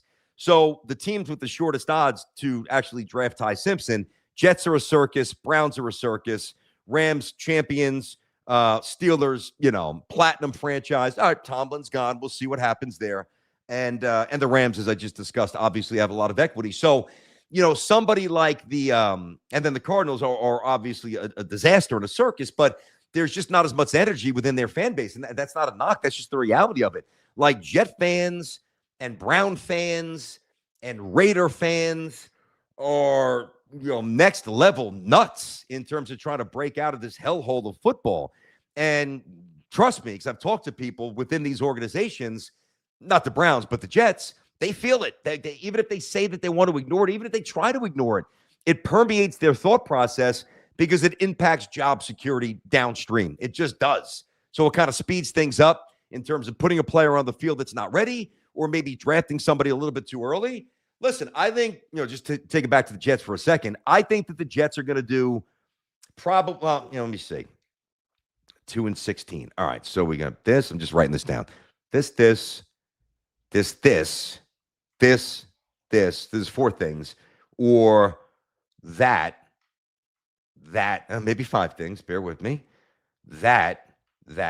Okay, so I think the Jets could do 13 things. Well, why don't you narrow it down, knucklehead? I mean, you should probably tell. No, I mean, but I have narrowed it down. I'm being facetious. I think with 2-6, forget about the 33rd pick right now. 33rd. The Jets are either going to go, it's very clear to me. Defense, 2-16. That's 1. Defense, wide receiver, 2-16. That's 2. Defense, Ty Simpson at 16. That's 3. Trade out of 2. Like, say if they don't love Reese and they want to take Styles or they want to take Caleb Downs, but it's a little hard for them to justify doing that at 2. But somebody loves another player, right? Like Reese. Well, you could trade out, and maybe if it's 1 or 2 spots, and then you could then go defense again and then defense. So that would be the 4th scenario. Or even, I guess there's now 6. Trade out, defense, and then wide receiver, or defense, receiver, because you'd be getting an extra pick. Like, there's a lot of ways to play this. Like, there's no way the Jets aren't going defense with their whatever pick they, like 2, 3, 4, if they trade out with the Giants at 5, which would be incredible. Like, imagine like if the Giants actually drafted a running back again. Could you imagine that? After all this stuff with Saquon, I know it's a different player. I know it's a different regime. Now, I think that Harbaugh is going defense. I think he's going to go safety, whether it's Downs. I think he's going somebody like that. I really, really do. And whatever John Harbaugh wants, he's getting. I mean, that's it. Like, it's his show. We all know that. The general manager's still there, but Harbaugh is getting his pick, period, right? This is his draft, dude. We all know that. He's going defense. But I don't know if he's incredibly enamored with, like, is Jeremiah Love such a different type of prospect? I mean, is he different than Saquon coming out of Penn State? I mean, I don't know. I mean, I don't think he is. I mean, I think he's tremendous, but I'm just, don't forget what Saquon was at Penn State. So, like, I'm just using the Giants as an example. Say if Harbaugh was good, bypasses what I believe will be his real mentality of drafting defense, and he wants Jeremiah Love, and the Cardinals want Jeremiah Love at 3 as well. Well, the only way you get him is you do business with the Jets, and then 5 becomes 2, and then 2 becomes 5, and then the Jets can still take Styles, or I could take Reuben Baines. I certainly wouldn't take him there. I wouldn't take him in the top 7. Maybe back end top 10. I don't think the Jets would do that at all. Somebody else will. I don't think that they will. So there's a lot of different machinations here. It's going to be a lot of fun. I think this draft's going to be absolutely awesome. I really, really do, because I think you're going to see some trades, and there's so many. And, the diehard college football fan doesn't need this, but like the average fringe fan kind of does. Like, when you've got, 4 kids from Ohio State, when you've got a wide receiver from USC, when you've got a running back from Notre Dame, when you've got an edge guy from Miami, Miami's actually got a couple of players, like that is brand recognition that helps sell the draft even more. And let's face it, the NFL draft doesn't really need a whole lot of selling. So that, if there was other quarterback prospects, then you tell me, all right, Ty Simpson maybe slides 33, 34. I think that might happen, even though I still think he's at least a back end of the first round talent. But at least I do. So if the Jets take him at 16, I would want to know how hard they tried to trade back to be able to get him, or how aggressively they tried to trade up from that 33rd pick back into the first round to get him. But I would not crush the pick. Like, I'm on the record now that I'm intrigued enough with Ty Simpson, and I trust that Geno will play well enough where it's not so ugly, where the clamoring for Simpson too early would destroy and stunt his development as a young quarterback. That's what I believe. Now, a lot of people disagree, and that's fine. And that's why we talk about this. You know what I mean, Jay? Yes, sir. Yeah. BT, how do you say this, guys? Fook? I mean, you know what he's saying. You know what he's trying to say. Yeah, I know what he's saying there. BT, what are your thoughts on Carson Beck? Heard the Jets. I don't want any. That's a guy I want no part of. Not a fan. No. Not a fan of his attitude. Not a real fan of his game. Just don't like Carson Beck at all. I don't want him on the Jets at all. Watch, you'll wind up being great. Going to work out that way, J-Rod. No, I'm not a Carson Beck fan at all. At all. And then listen, the other thing that obviously complicates is, and not just, listen, I tell you, I'm not just going to do New York stuff. Not just for the Jets, but for the Cardinals and for the Browns, right? So I think the Browns are a little less desperate. I know that sounds crazy. I mean, the Browns are as desperate as anybody, but at least pertaining to the quarterback spot, like at least they've got somebody in their building. I don't think Shedeur Sanders is that good. I myself, and I'm not hating on the young man like a lot of people do. He fell. I think it was unfair how he fell. I also never thought he was as good as some people. Like, there was a thought the Giants were going to take him inside the top 5. There's no way that was going to happen. You knew that one. They weren't taking him 3, where they wound up taking Abdul Carter. But there was a thought that they would. I never felt that about him at all. But, I mean, there's an element of at least functionality and intrigue because he played a little bit last year. So I don't think that they're quite as desperate as the Jets, and the Cardinals still have Brissett, right? So maybe the Jets might be the most and the Raiders need one, but they got Mendoza. So, maybe desperation does force your hand a little bit, but I don't think Moochie's going to operate that way because it's not year 3 or year 4. He's just getting going. And I think when you look at when you start to grade out a Moochie, and forget about Glenn for a sec, you can't win if you have no talent. I think Moogie's graded out very well for all the reasons I've talked about as a general manager so far. Those moves inside the margins, the willingness to take the aggressive swings by trading, Sauce and Q. Like, I really like with stockpiled draft picks, flipping 6th and 7th picks. And even the move for Geno, where I'm not saying Geno's going to throw 35 touchdowns and the Jets are going to be really good. He'll be a functional quarterback. He'll be, I think, at the worst, an average NFL quarterback. And I think the Jets will run the ball a lot because their O-line is good. And, 3rd and 4, 3rd and 5, when Justin Fields or Brady Cook couldn't hit somebody who was actually open, to move the chains and keep the defense off the field and keep the game tight. Geno Smith will. So when I say he'll be a functional quarterback, he will definitely give you that. But I think that the desperation is also has to be measured by what's lurking in 2027. And the Jets have 3 first-round picks. 2027, the Browns don't have 3, but they've got another year of evaluation for Shedeur Sanders in 20. Say if you're on the fence, I don't think there's any, and I don't know this to be true, Jay. I don't think there's anybody in the building, and if so, then okay, then I stand corrected.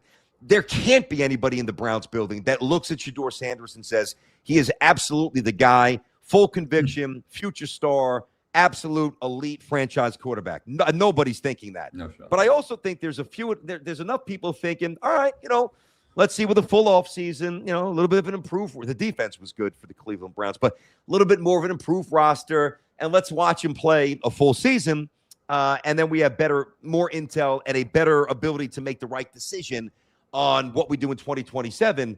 And and the Jets have that as well with Geno here, but because I think that the different thing though with Geno here,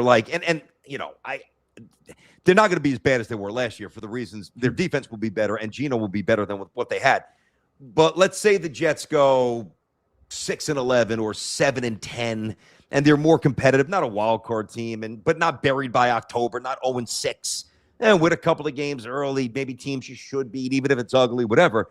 Well, if you do win enough of those games, and they could based on their own line, and I think the uptick in quarterback play, how are you penalized in 2027 for your ability to get the quarterback that you might really want now, that you view much better than Ty Simpson?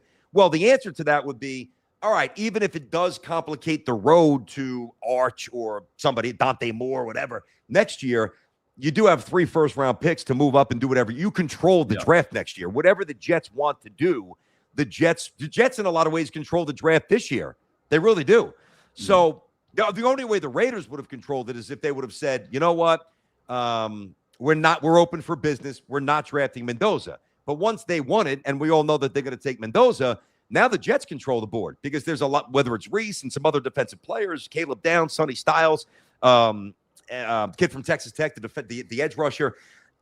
Beauty's in the eye of the beholder. So the Jets might look at Reese as a B player. I don't know that they do, but I'm saying if they do, and you've got another team that's drafting 8th, 9th, or 10th, and they're like, this dude is a franchise changer. Well, the Jets could jump out of 2, and they could still take another defensive player that's kind of equal, or maybe better at certain things in a different position. So I do think they have great control this year, but next year there's no doubt that they control the entire draft. So very curious how they play it.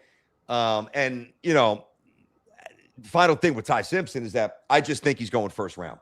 I really do. I believe that. And that's what I want to see. All right. Bailey's the kid from Texas Tech. What do I think of Bailey at number 2? I wouldn't do it. I really wouldn't do it. I don't even really think I want the Jets to take Reese at number 2. I am just, and sometimes I will admit, you can take that down, Jay. Thank you. That's a good question because Bailey, that's what I was talking about before Texas Tech. All right. He's much more, here's the word on the street. I've seen him play twice this year, right?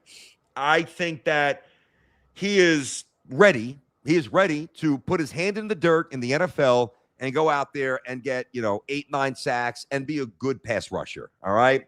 Is he going to do anything else? I don't think so. I think he's kind of a one-trick pony myself.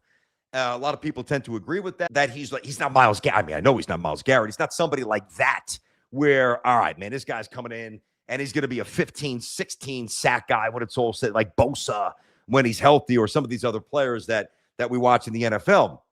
He's not that kind of player, I don't think. I think his floor is pretty high. So, and I hate these the floor is high and his ceiling is high. And, all these other, you're going to hear it all. You're going to hear it all the time. You can hear it on draft night. You heard it at the combine. If you watch that, look at this quarter. Great hips. Great adjustability to the ball in flight. God almighty. These expressions, they're abs. Can you play football, dude? Can you get on a field? I don't need to see you playing against air and doing drills that you already have you've trained 5 weeks for because you know what the combine entails. The gauntlet where you have balls coming from every direction. Can you get separation off the line of scrimmage when somebody jams you in right under your chin? Can you do that? Because that's a wide receiver for me. Can your first move, can you get inside leverage if you're running a slant? Can you get outside if you're doing something else? I mean, can you do that? And you can't tell that. Now, you can obviously tell with the film, but sometimes the film lies because you're playing against inferior competition in college. And the gauntlet, again, you could go out there, run a 4.39 and catch every single conceivable pass. And you could jump to the moon, and you could touch the bar and have the highest vertical, and you can squat whatever you squat and bench press whatever you bench press. But again, when somebody is opposite you, and it's a grown man, not a college kid, a grown man, and he's got grown man strength, even if it's only like a 24 or 25-year-old corner who's been in the league for a couple of years, and you're a receiver, I'm telling you, now I never experienced this, but I do know this. When you first try to make that move and those hands hit you, like those hands, it is just a different kind of pop. It's just different. Right under the chin strap. And once it's just that's all it takes to get you off your route. Like if that happens, you don't recover. Now, I'm not saying that's going to happen to you every single play. And then eventually, you'll play teams in the NFL that have average corners or subpar corners, or maybe you have another star receiver opposite you that obviously gets the main corner. All right. I mean, I know there's a million circumstances, but if you're getting drafted like that high, you better be able to do all that stuff. And, whether it's Bailey at Texas Tech, all right, if you're going up against a tackle and, he's just, I mean, every tackle is big, but I mean that elite combination of, hand manipulation and instinct and obviously quickness and, recoverability. Like if he misses his first move, the next move right there, almost like jujitsu, you miss your first move, you're not missing your second, and you're definitely not missing your third. So I think that's what does make this evaluation really hard. And one of the things that I learned probably most from Tiki, of all the things that I learned about him, really does pertain to the quarterback that I was working with Tiki when Tim Tebow was getting drafted. But how many college quarterbacks, Grossman, so many college quarterbacks, they put up these arcade-like numbers. And then you watch him in the pros, like Andre Ware was that's an old name. Andre Ware from Houston, Achilles Smith from Oregon, who went to Cincinnati. He was horrendous. Joey Harrington, who played at Oregon, and then obviously drafted to the Lions, third overall. Zach Wilson. How many guys? This is what he really taught me.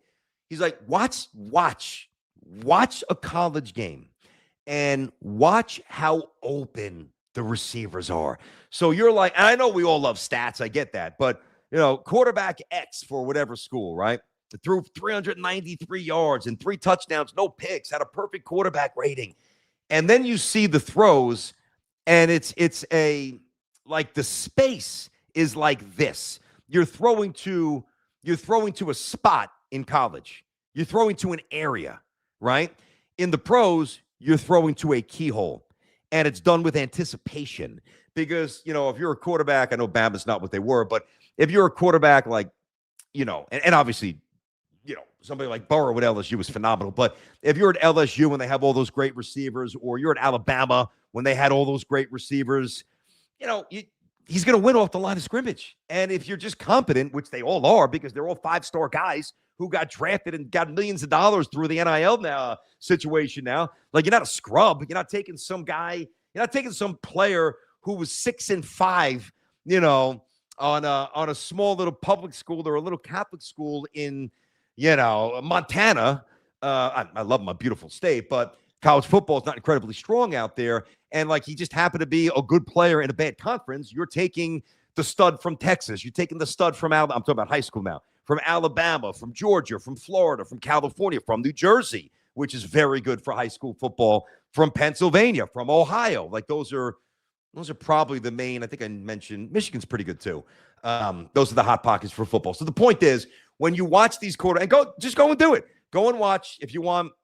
Watch every throw Mendoza made, and I like Mendoza, and watch every throw Ty Simpson made, and then tell me who's open. You know what I mean? And when that radius, talk about catch radius as a receiver, but when that throw radius shrinks, and it shrinks it goes from a softball to like a speck of dust. That's how much it changes in the NFL from Saturday to Sunday. That's where you will learn if that's the guy who's going to be an elite thrower of the ball at the next level. Now, there's other aspects to it.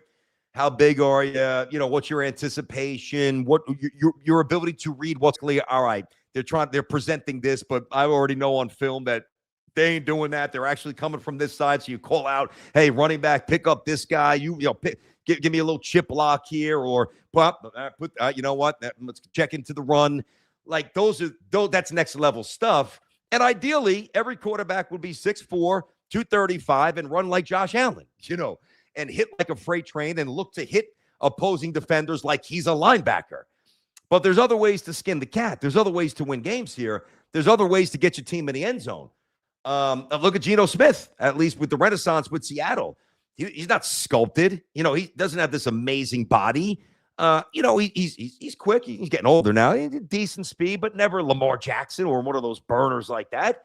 I mean, the guy almost won the MVP a couple of years ago, put up big numbers. So there's a lot there. I know just got into I love talking this stuff, man. I can talk draft, and we will. Oh, God. I can't wait for the draft, Jay.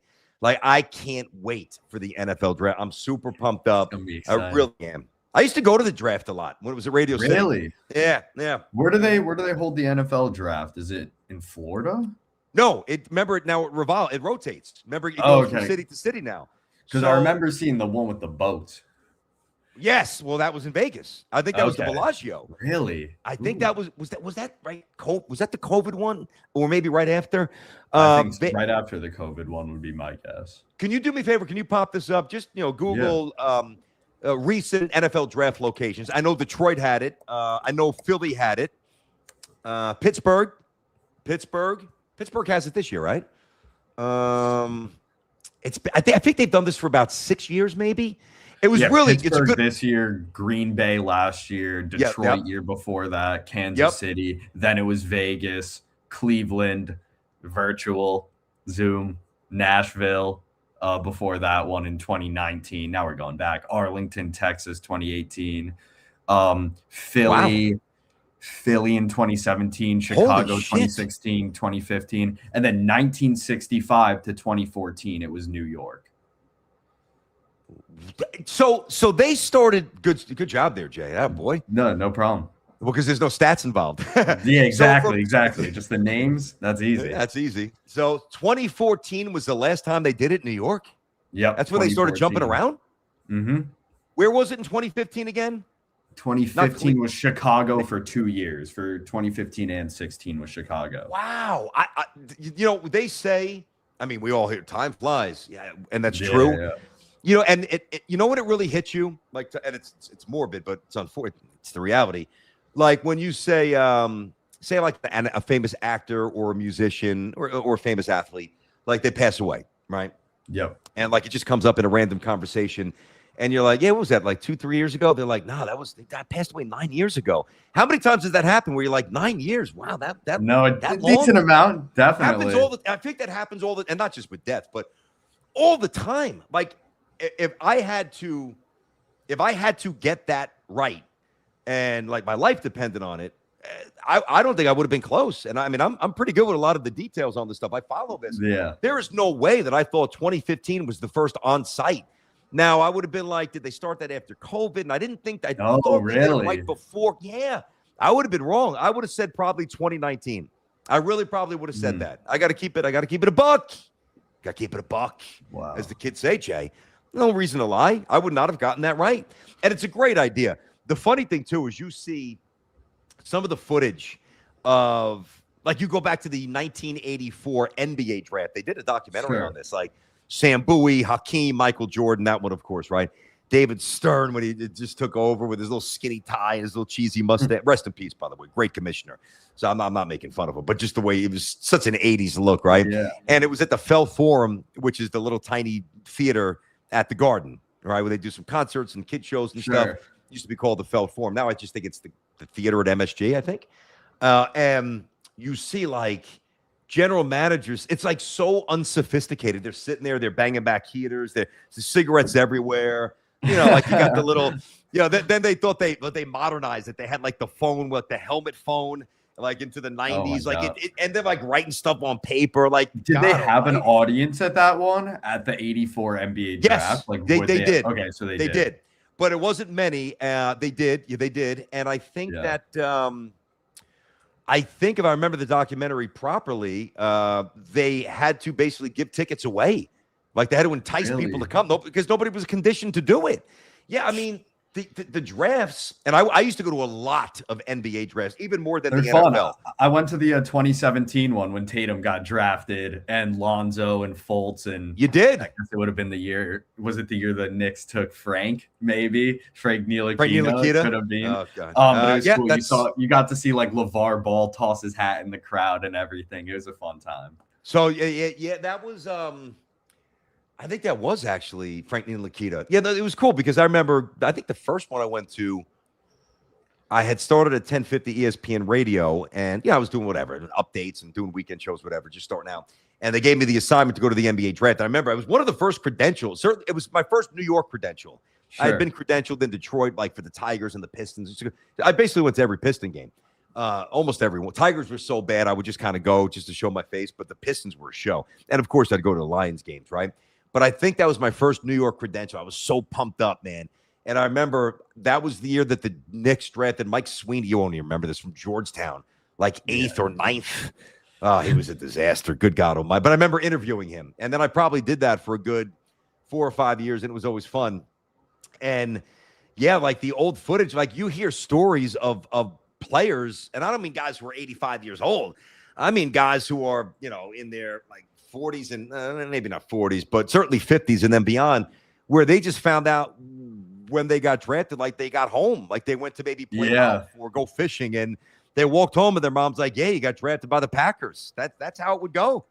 That stuff is so crazy. Like those stories, I feel like I find those so much. I mean, obviously, I guess so much more interesting than like, dude who's the #1 pick who just goes up on stage. Cause I don't know. It's cool. It's cool when you don't expect it. Mm-hmm. At James. Oh, James, I got to pop some other people in there, but it's a good question. How can the Jets break the curse of ruining their quarterbacks here? Like Simpson, but afraid that they would F it up like the others. All right, keep that up. So James, to me, that is a lazy take there, James. I know what you mean because I've lived it like you. I've lived it. We all have. But see, I just think it's an inaccurate way to describe some of the failures here. Number one, Zach Wilson, they drafted the wrong guy. Period. They just drafted the wrong guy. They didn't mess him up. The Saints signed him. The Dolphins didn't even want him. Like when Tua was out, the Dolphins didn't even want to play Zach. So the Jets, it wasn't good with the Jets. Irrelevant with the Miami Dolphins. Now he's going to be the backup, maybe the third, but certainly the backup out in New Orleans. And if that doesn't go well, I mean, Zach Wilson's going to be out of the NFL in 2 years, because he hasn't proven that he can be a competent backup. Like, it's one thing if you get drafted highly and you play a lot and you put enough on film, you have a couple of average years, but it's just he's not the franchise guy. And then you move to other teams, but you can cobble it, like Tyrod Taylor. That's a great example. You could cobble some examples together of guys that, were able to regenerate because they just showed enough, whether it was being a good leader in the meetings and certainly competent enough when you had a spot start, and then maybe you had to start for more than a spot, and you won a couple of games and there wasn't a massive drop-off and you get respect around the league. I mean, Zach Wilson's put nothing on tape. So they just drafted the wrong guy. Sam Darnold, if you really think about it, Sam Darnold's first year or two were actually pretty good with the Jets. I'm not talking about from a record perspective, but like I really thought the Jets got it right with Sam Darnold because I remember watching him. I think his first year he had 19 touchdowns. Maybe 17 picks. Like, I'm like, all right. I mean, he threw for over 3,000 yards. He ran a little bit. I remember him trucking one of the Denver Broncos on national TV on a Thursday. And I think it was their safety, who was coming up to try to get him, a little bit past the box. And he was on the right side of the screen, and Darnold just laid him. I ran right through him. So I don't think they drafted the wrong guy in Sam. I don't think that they ruined Sam. I just think that the situation was not a good one for Sam. And it's not like the next team that Sam went to, he was phenomenal. He didn't do anything for the Carolina Panthers either, or the Niners. He didn't really play. So I know it's easy to pile on them. I get that. To me, it's not about ruining a quarterback. It's about, I'm going to go the exact opposite approach. It's about properly insulating a quarterback. And what do you mean by that? Well, you get him in the building and you've got a little bit of stability. And stability starts for a quarterback with, you prefer a coach who's been around for a couple of years and knows how to handle the media and has got a little cachet, but it's got to start with an O-line. Because if you are a young quarterback, and this definitely happened to Zach Wilson, and many others around the NFL. Carr, not that would have been David Carr with the Texans. He got sacked like 70 times his rookie year. And when you here's what happens, guys. When you don't have an offensive line, and obviously if you don't have an offensive line, not going to run the ball that well. So you're going to be, 3rd and 9, 3rd and 12. He gets sacked, 3rd and 13. Now it's an all-out party to crush you, right? And when that happens, and that happens too frequently, and you get sacked, 50, 55 times in a year, even 40, like it's almost like self-preservation. You become conditioned to stop trying to read the field because you're going to get hit. And it's not even that you're afraid. It's just that, again, you got to protect the ball a little bit, and you got to protect yourself. When you got a guy who's 6'5", 260 on the edge, running a 4.5 40, who could bench a truck and could squat a store, I don't blame you. And then you get a little gun shy, and then you never really develop the ability to scan the field. And now you're 3-4 years in, and everybody knows you can't do it. And you lock into one guy, and you're so predictable. It's almost like, that's not a great example here, but it just popped in my head. Maybe it'll be decent.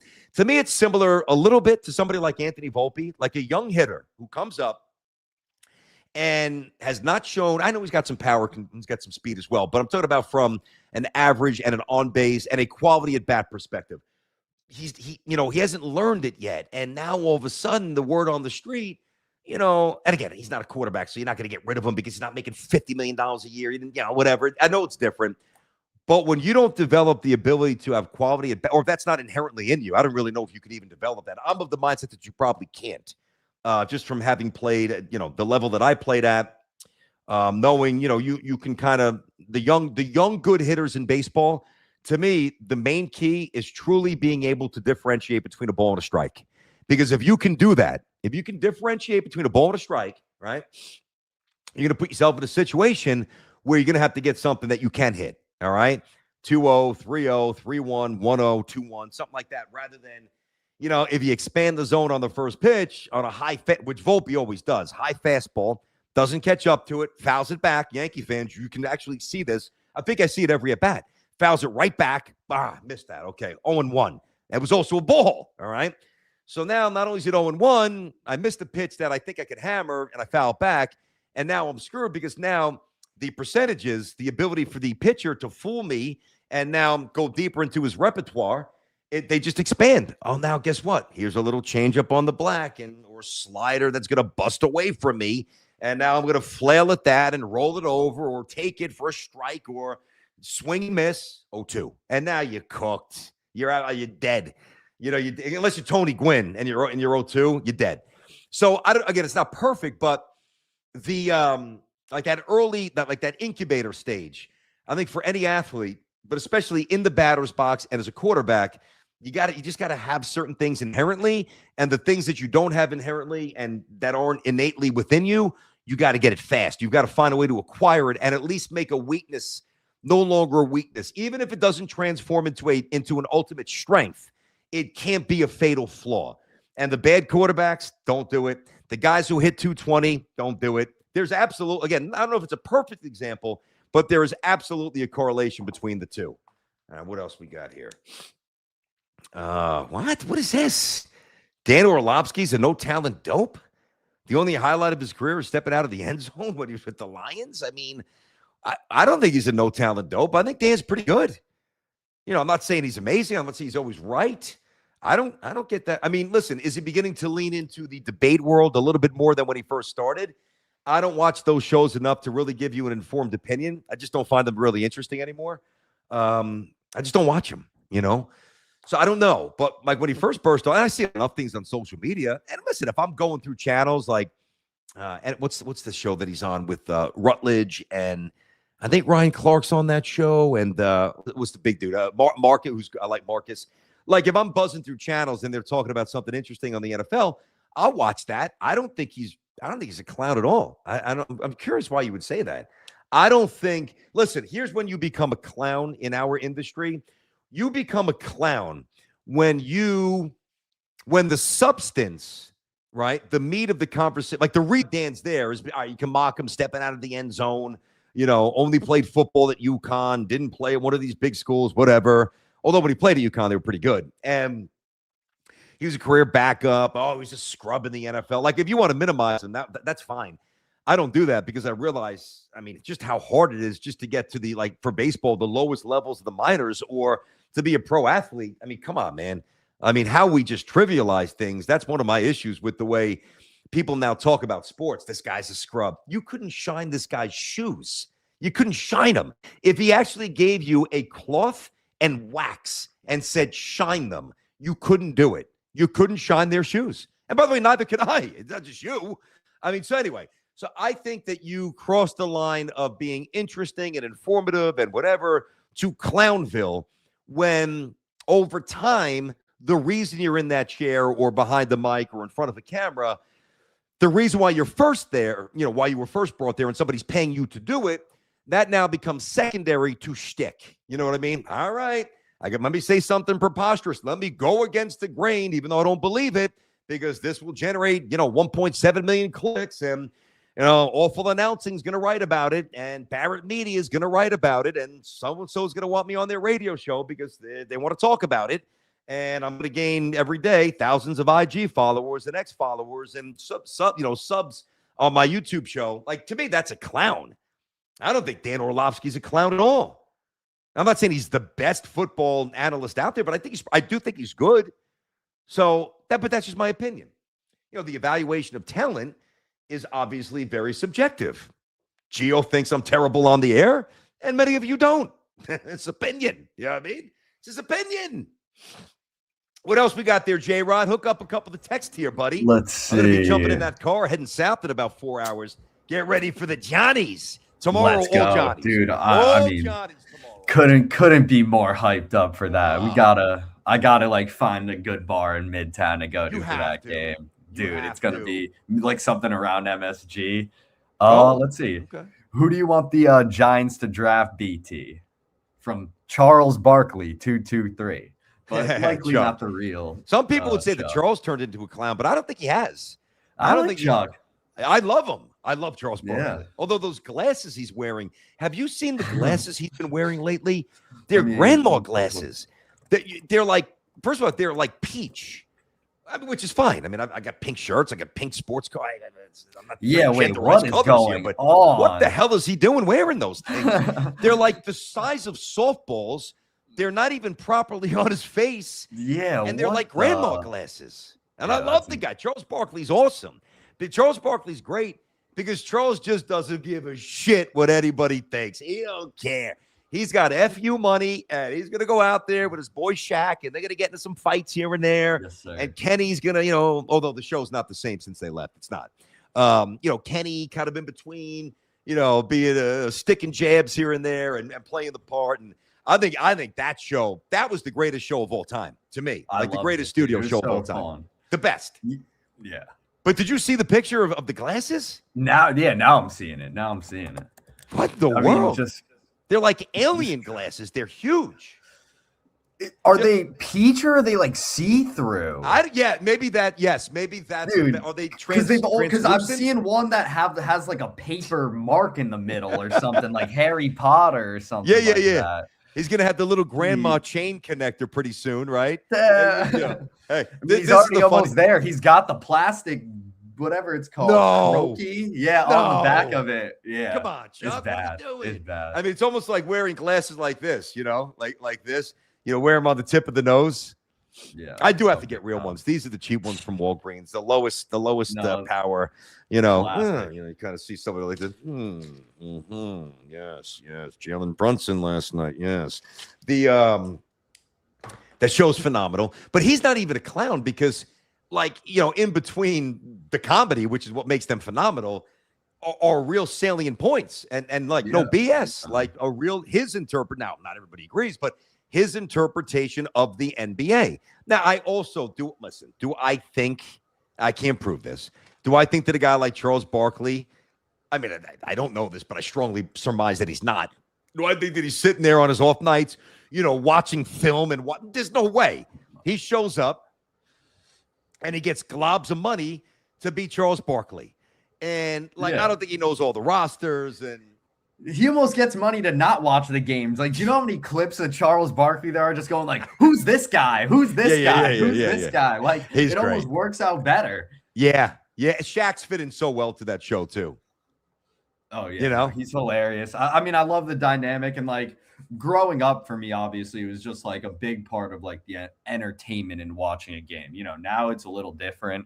I'd say, but like I also obviously still enjoy it. Love that. All right. Let me answer the question, by the way, from Charles. Yeah, that was almost. Oh yeah, the question. I don't think there's any chance the Giants do anything other than go for defense. I really do. Yeah. All right. Kayvon's not going to be here much longer. Obviously, Abdul Carter started to really flash as the year went on. A lot of pressures early, and then he started making more impact plays. I still think Abdul Carter is going to be great. I like home run, loved it. I love when they took Jackson Dart and Carter last year. So I think Carter's going to be terrific. I think Kayvon Thibodeau's going to be gone.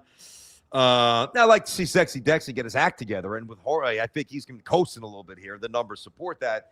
And somebody like Harbaugh is going to, really, kick everybody in the ass with no nonsense here.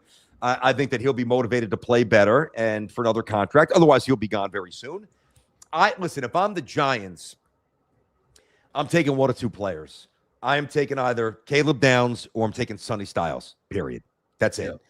I talked about it earlier in the show, about Jeremiah Love. Again, I wouldn't do it. I would be stunned this strong. I'd be really surprised given the Giants' history with taking running backs at 2, or if they trade with the Jets or whatever. If they move up, I mean, if Jeremiah Love is there at 5, is it a little different than Saquon? Not really. Still top 10. You're talking about a couple of $100,000 like monetarily as you get through, and then eventually $1 million or $2 million each year. It's not going to really change the economics too much. So I don't think they're doing that. Maybe I'm wrong. I don't think there's any chance that they don't walk away with a power defender. And I don't think it's going to be on the edge either. Like, I don't think it's not going to be Ruben Bain, not going to be Bailey. I don't think from Texas Tech. I really don't think. I think it's going to be Caleb Downs, or I think it's going to be Sonny Styles. And I think either pick would be a home run. Really. I really wish I was as sure about what the Jets were going to do at number 2, because I like Reese, but I'm not sure about him. And I don't want Bailey at 2. It just seems too safe. I don't love that pick. So I really wish I'm sitting here saying I think for sure the Jets are going to take Sonny Styles or Caleb Downs. Instead, I'm saying the Giants. So I think that's about it. We cranked out 2 hours here today, right? Let's go. Big time. Yeah. Here we go. Let's go. Last comment, Brent DePriel, BT Pal. What's up, brother? Love the show. Let's go. Congratulations on the Yanks. My Mets are up next. Can't wait. Yep. Yeah, isn't that like an hour? Yeah, right. They'll do the pregame stuff. It's on Peacock, by the way. So once I can figure out which remote it's on, I'll pop them on. I still love the opening day introductions, much like I really think I'm still a kid watching that stuff, no matter what team it is.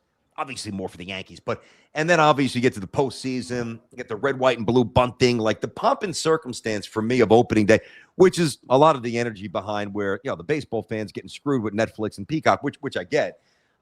It should be on SNY, should have been on Yes last night, whatever. But I love when they call out the players, dude. No, I love it. Fun. Oh, come on. Man. It also last night, this is like a weird thing, but like it showed me, man, the high five. That's like baseball. They don't really do the dap ups, or like I didn't see too many funky handshakes. It's just the high five. Well, you know what it is? Okay. At least when I was seeing the line, you get a lot of fist pumps too. You get a lot of fist pumps, right? So I'm going to have a little trivia question for you here. Who invented the high five? Who is basically responsible for the high five? Anybody know that in the watching the show? There's no way. There's no way you know this. I don't know. Babe Ruth. Yeah, it's not a bad guess there. No. Way after Babe Ruth. Back then, they wouldn't even celebrate. Oh, really? You see the footage of like Lou Gehrig or. If you were to ask me, I would have guessed the high five has been like a congratulatory sentiment since the 1400s when kings and knights, but I guess not. You're saying it was invented jousting after. Yeah. A little jousting so you're there. Saying it's like a 70s, 60s. It is phenomenon. A 70s thing. So why don't you type this up and don't tell me the answer here. Okay. Just Google who is largely responsible for the high five in Major League Baseball. Don't give me the answer yet. And I believe that it's actually Dusty Baker is the name that's going to pop up. Yes, and it was when Hank Aaron hit the home run. Wow. I gotta see. Yeah. Is there a video of it? Yeah, well, there's definitely video of when he hit number 715 to pass Babe Ruth. But so that was obviously in the 70s. I think when did he break the home run record? 75? No, I think it was a little bit earlier than that. Maybe 73 or 74.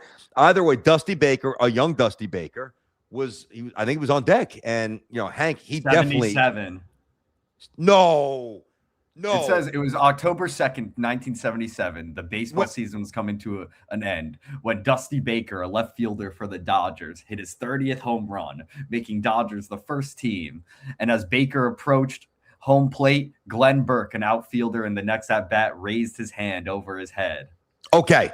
So we were conflating a few things here. So no, I knew that Hank Aaron's home run wasn't in 77. To be fair, I wasn't sure. Oh, got it. No, good job though. I like the context there. Good job by you. I wasn't sure if Dusty had the high five with Hank Aaron. I wasn't sure about that, like when Hank actually hit the record, but I knew it was Dusty, and Dusty was responsible for that. But if you look at any of the old like Lou Gehrig crossing home plate, or Ted Williams, or any of these old Willie Mays, these old timers, especially like the black and white footage, right?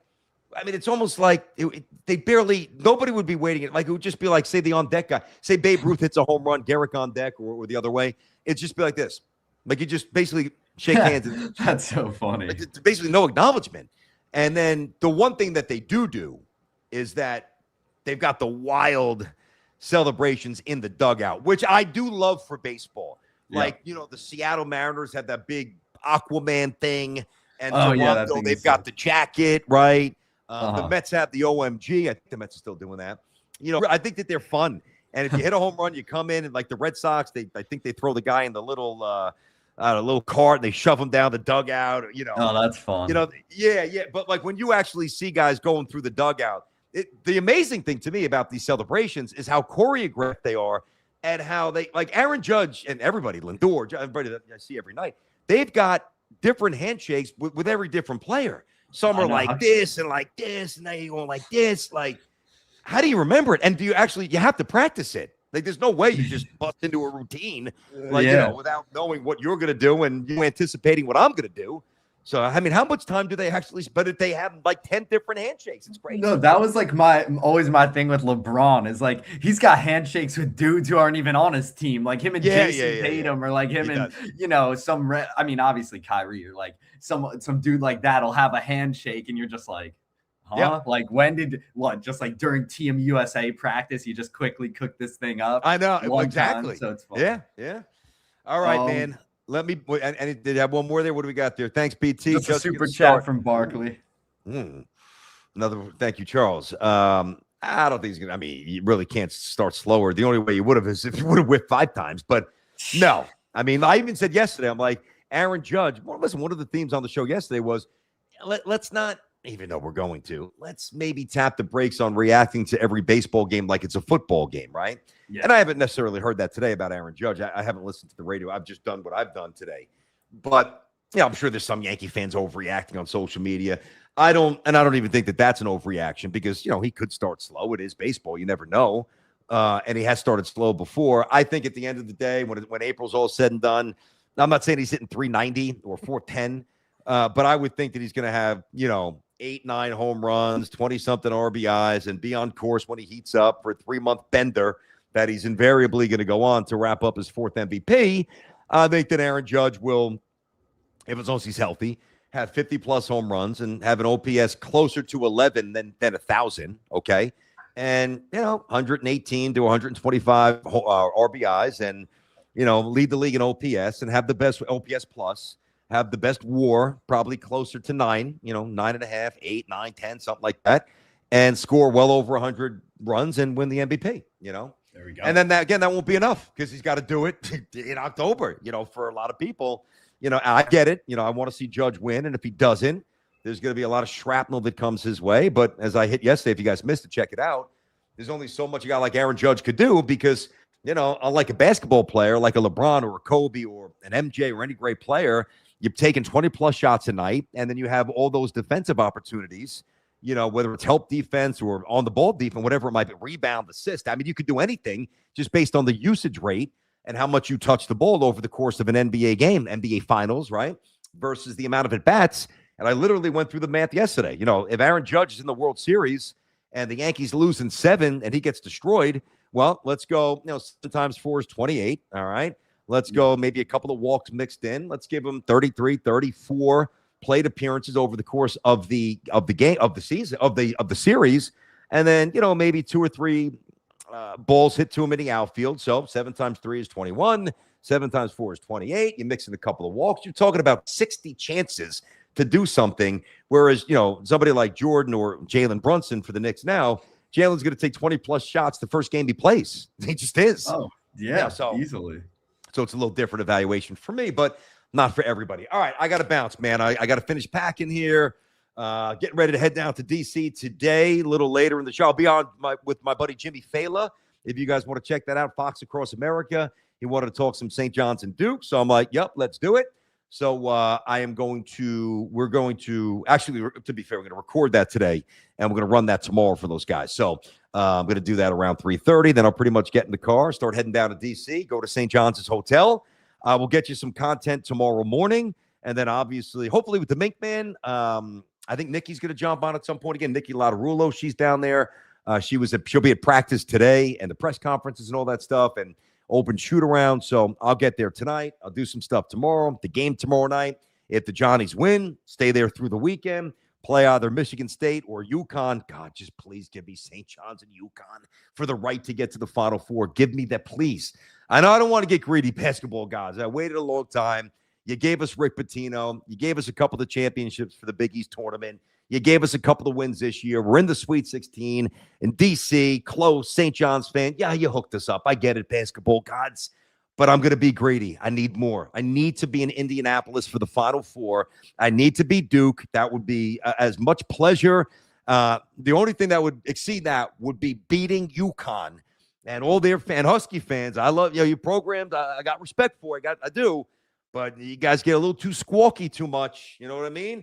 I'd love to put you guys in a body bag and send you back to Connecticut as St. John's and me and I, or whatever, get ready to go to Indianapolis for the Final Four.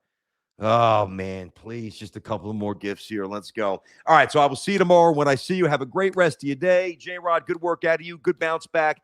Have an awesome day. Like it, subscribe it. Check out the Jets Collective. Sub on that. Like that. Check out the content. And I will see you tomorrow from D.C., the site of the Sweet 16 for St. John's and Duke. Peace.